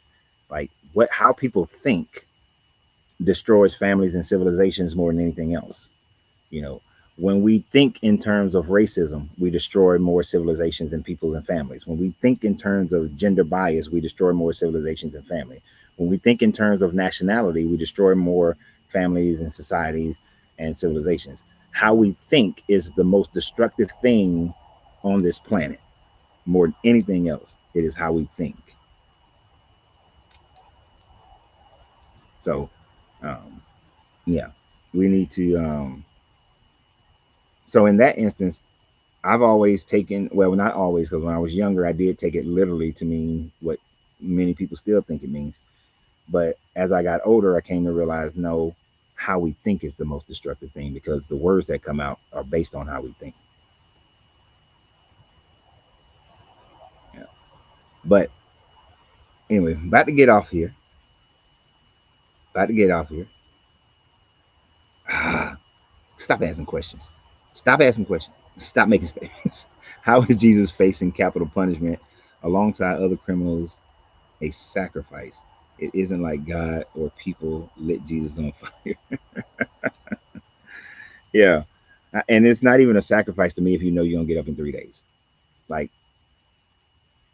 if somebody said that, oh, you got to go to jail for your son because he committed murder and you're only going to be in there for 3 days and then you'll get out, I didn't make a sacrifice. That ain't a real sacrifice. That's easy work. Even though I don't look good in that kind of orange. That's not a real sacrifice to me. All right. And that's an I'm actually in agreement with primalism. Jesus didn't die for the people's sin. He died for people's redemption from the eternal punishment of sin. The thing about it is that it's more like the story of Horus meeting you at the scales of Mayat, that if your heart is heavier than a feather because you have sinned, you haven't lived by the way of the Kemetic um, moral laws, then he takes on your sin or the weight, and Horus takes on the weight that allows for Anubis and the Council of 13 to be able to debate whether or not you should be able to cross into the field of reeds and be with Osiris in eternity. If not, then I think it's Sobek consumes your heart and you go into annihilation. But the Jesus thing is similar to that to me. is that he takes on the weight of your sin so that you can be redeemed when you come up to the day of judgment, but not absolve you of your daily sin and you just keep on fucking sinning. Like, you're not supposed to do that if you're a Christian. And when I was Christian, I was very adamant about that part. Like, Paul wrote that you're supposed to be a new creature. All right, so why you fuckers are still doing the same thing that you've been doing if you're supposed to be a new creature? So I tried I live probably more of a Christian life than the overwhelming majority of Christians on the planet. You know, because I didn't do um, hardly any of that crap. Ooh, contact moved on me.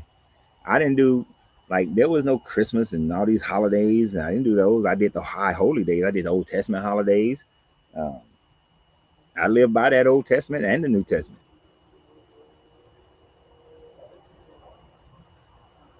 A monthly membership, I mean, besides using. Uh, no, that's the only way because all my videos are put on TikTok, YouTube, and Facebook. So, I mean, I don't do like there was to do a membership on something. There would have to be something to put it on. Do you have a website independent of Facebook? I do, but I haven't put it like a membership thing or nothing like that on there. See, then I have to do extra shit for people who got a membership, and that's what's killing me. Is that what I know people think I spend all my time doing this, but I really don't.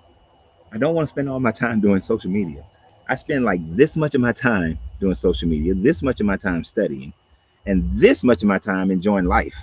Because we only have right now. Right now is all that matters. Yesterday don't matter. Tomorrow doesn't matter. Right now is the only thing that matters. So I would have to do a whole bunch of other stuff. I don't know.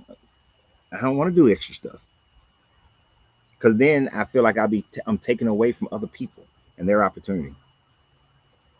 To learn stuff. Yeah. Use a Hebrew Israelite in case say you kept all the feast days. Yeah. Yeah. And Lenora was the same way. Yeah. That's why it always interests me when people sit up there and they be like, "Oh, you was never Christian." You have no idea. You have no idea. The priests worked on the Sabbath and they were blameless. Exactly. I had a problem with the Sabbath. I was like, the Sabbath is not Sunday. Hell no. The Sabbath is fucking Friday night. So, it was Friday night to Saturday when the sun go down. That's the Sabbath. All this Sunday stuff, that's some Constantine bullshit that Constantine incorporated because there was a problem with the fact that the Jews and the Christians were worshiping and needed a day off from that Friday night to Saturday, and most of Rome worshipped on a Sunday. So he was like, "Nah, y'all got to move y'all shit to Sunday, right? Because everybody who worship Apollo and Mithra and all them, they worship on Sunday. Y'all need to worship on a Sunday as well." So he had them change theirs to Sunday, and that was at the was that? Let's see. I can't remember. That's either at the Edict of Milan or that was at the Council of Nicaea. But I think that was it's at one of them. I can't think right now which one it was, but it was at one of those when he started that. But I was serious about that stuff. Serious. I'm trying to convince a Baptist church to change their worship day. Now, old people were in charge, and I'm in my 20s, so you know how that went. You know that didn't go over well. Uh, it was the Council of Laodicea that changed it. Okay, thank you. Right, sunset to sunset. So it's Laodicea. I'm gonna accept that because I don't remember, but I'm gonna go check it. But I'm you probably right in 364. Okay, um, but yeah, I was serious about that thing. Serious about that thing. I didn't eat the bullshit. If it wasn't on the Levitical things, I'm not eating it. Got to be in the Levitical. So the shrimp, the crab legs, all that, none of that stuff. I ain't eating none of the insects because I wasn't eating insects anyway. Doing none of that stuff. But yeah, it was all that. Right. Edict of Milan. I think the of Milan mainly just legalized Christianity in the Roman Empire. It just legalized it. and he said that his Sol Invictus was similar to their Jesus character. And then I think then the Council of Nicaea just organized Christianity under, well, the Orthodox was going to get the Roman government support, and then the Creed of Nicaea. So yeah, it probably is a Laodicea, because I don't think anything else. And then establishing what day. I know they established the days of Easter, like Athanasius was going to send out a letter all the time to let them know when they're going to celebrate Easter, so that all of Rome was, all the Christians in the Roman Empire were celebrating Easter at the same time, and Christmas, I think. Definitely Easter though. So I don't know. Anyway, anyway, gotta go. But on tomorrow's live, I should be able to tell y'all whether or not what weekend we're gonna have a meet. We're gonna have our weekend come together, right? Um, Now I'm gonna go ahead and give a pre-warning and tell you this right now. That weekend come together, it is not for debates of whether or not Prima love you. But if you say, "Oh, I'm gonna go to this and I'm gonna debate Renz and everybody there and tell them how wrong they are," I will summarily excuse you from the entire proceedings. Plain and simple. That event is not for that. This is a deconstructing event for people who have deconstructed. It is not a symposium for debate in that regard, not even slightly. So save your money, because I will say hell no, and you will get no refund. Plain and simple. Even at the fireside chats that'll be outside, I'd be like, get the, hey, bro. And the Marine Corps version of me will come out. The Marine Corps version of me will come out. You don't want to see that part. I don't want everybody to see that part. Don't. So I'm just saying, if you, we ain't doing that at this event. This is for people who, this is bringing, this is specifically for that community, you know, for that community. That's it. So with all due respect, I will emphasize it every time I talk about it from here on out. For any meetup like that, that is not the environment to say, "Oh, I want to go there and debate everybody and try to convince people that they wrong and have my signs and tell them that they all going to hell." You will be ushered out, not with words, but violently. Just being honest.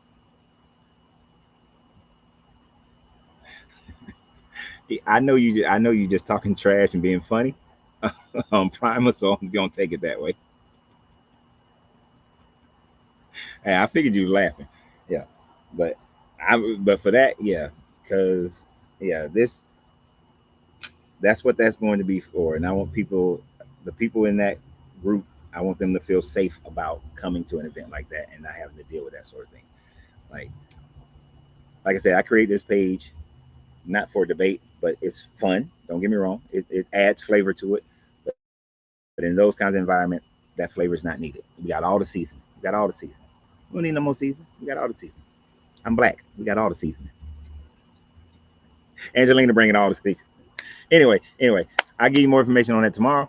Tomorrow I should be alive somewhere between 7 and 7:30. Just beware on your pages, whether it's TikTok or, I mean, Facebook or YouTube. When I post when I do a post and say, "Hey, we're going to start at 7," or "We're going to start at 7:30," okay. Um, and then, but those pretty much the time frames. You can come and listen, but that's the time frame we're gonna go live tomorrow. I don't know what we're talking about, but we'll be talking. So with that, y'all have a great day. Always remember, you have to free yourself to be yourself, because your greatness is non-negotiable.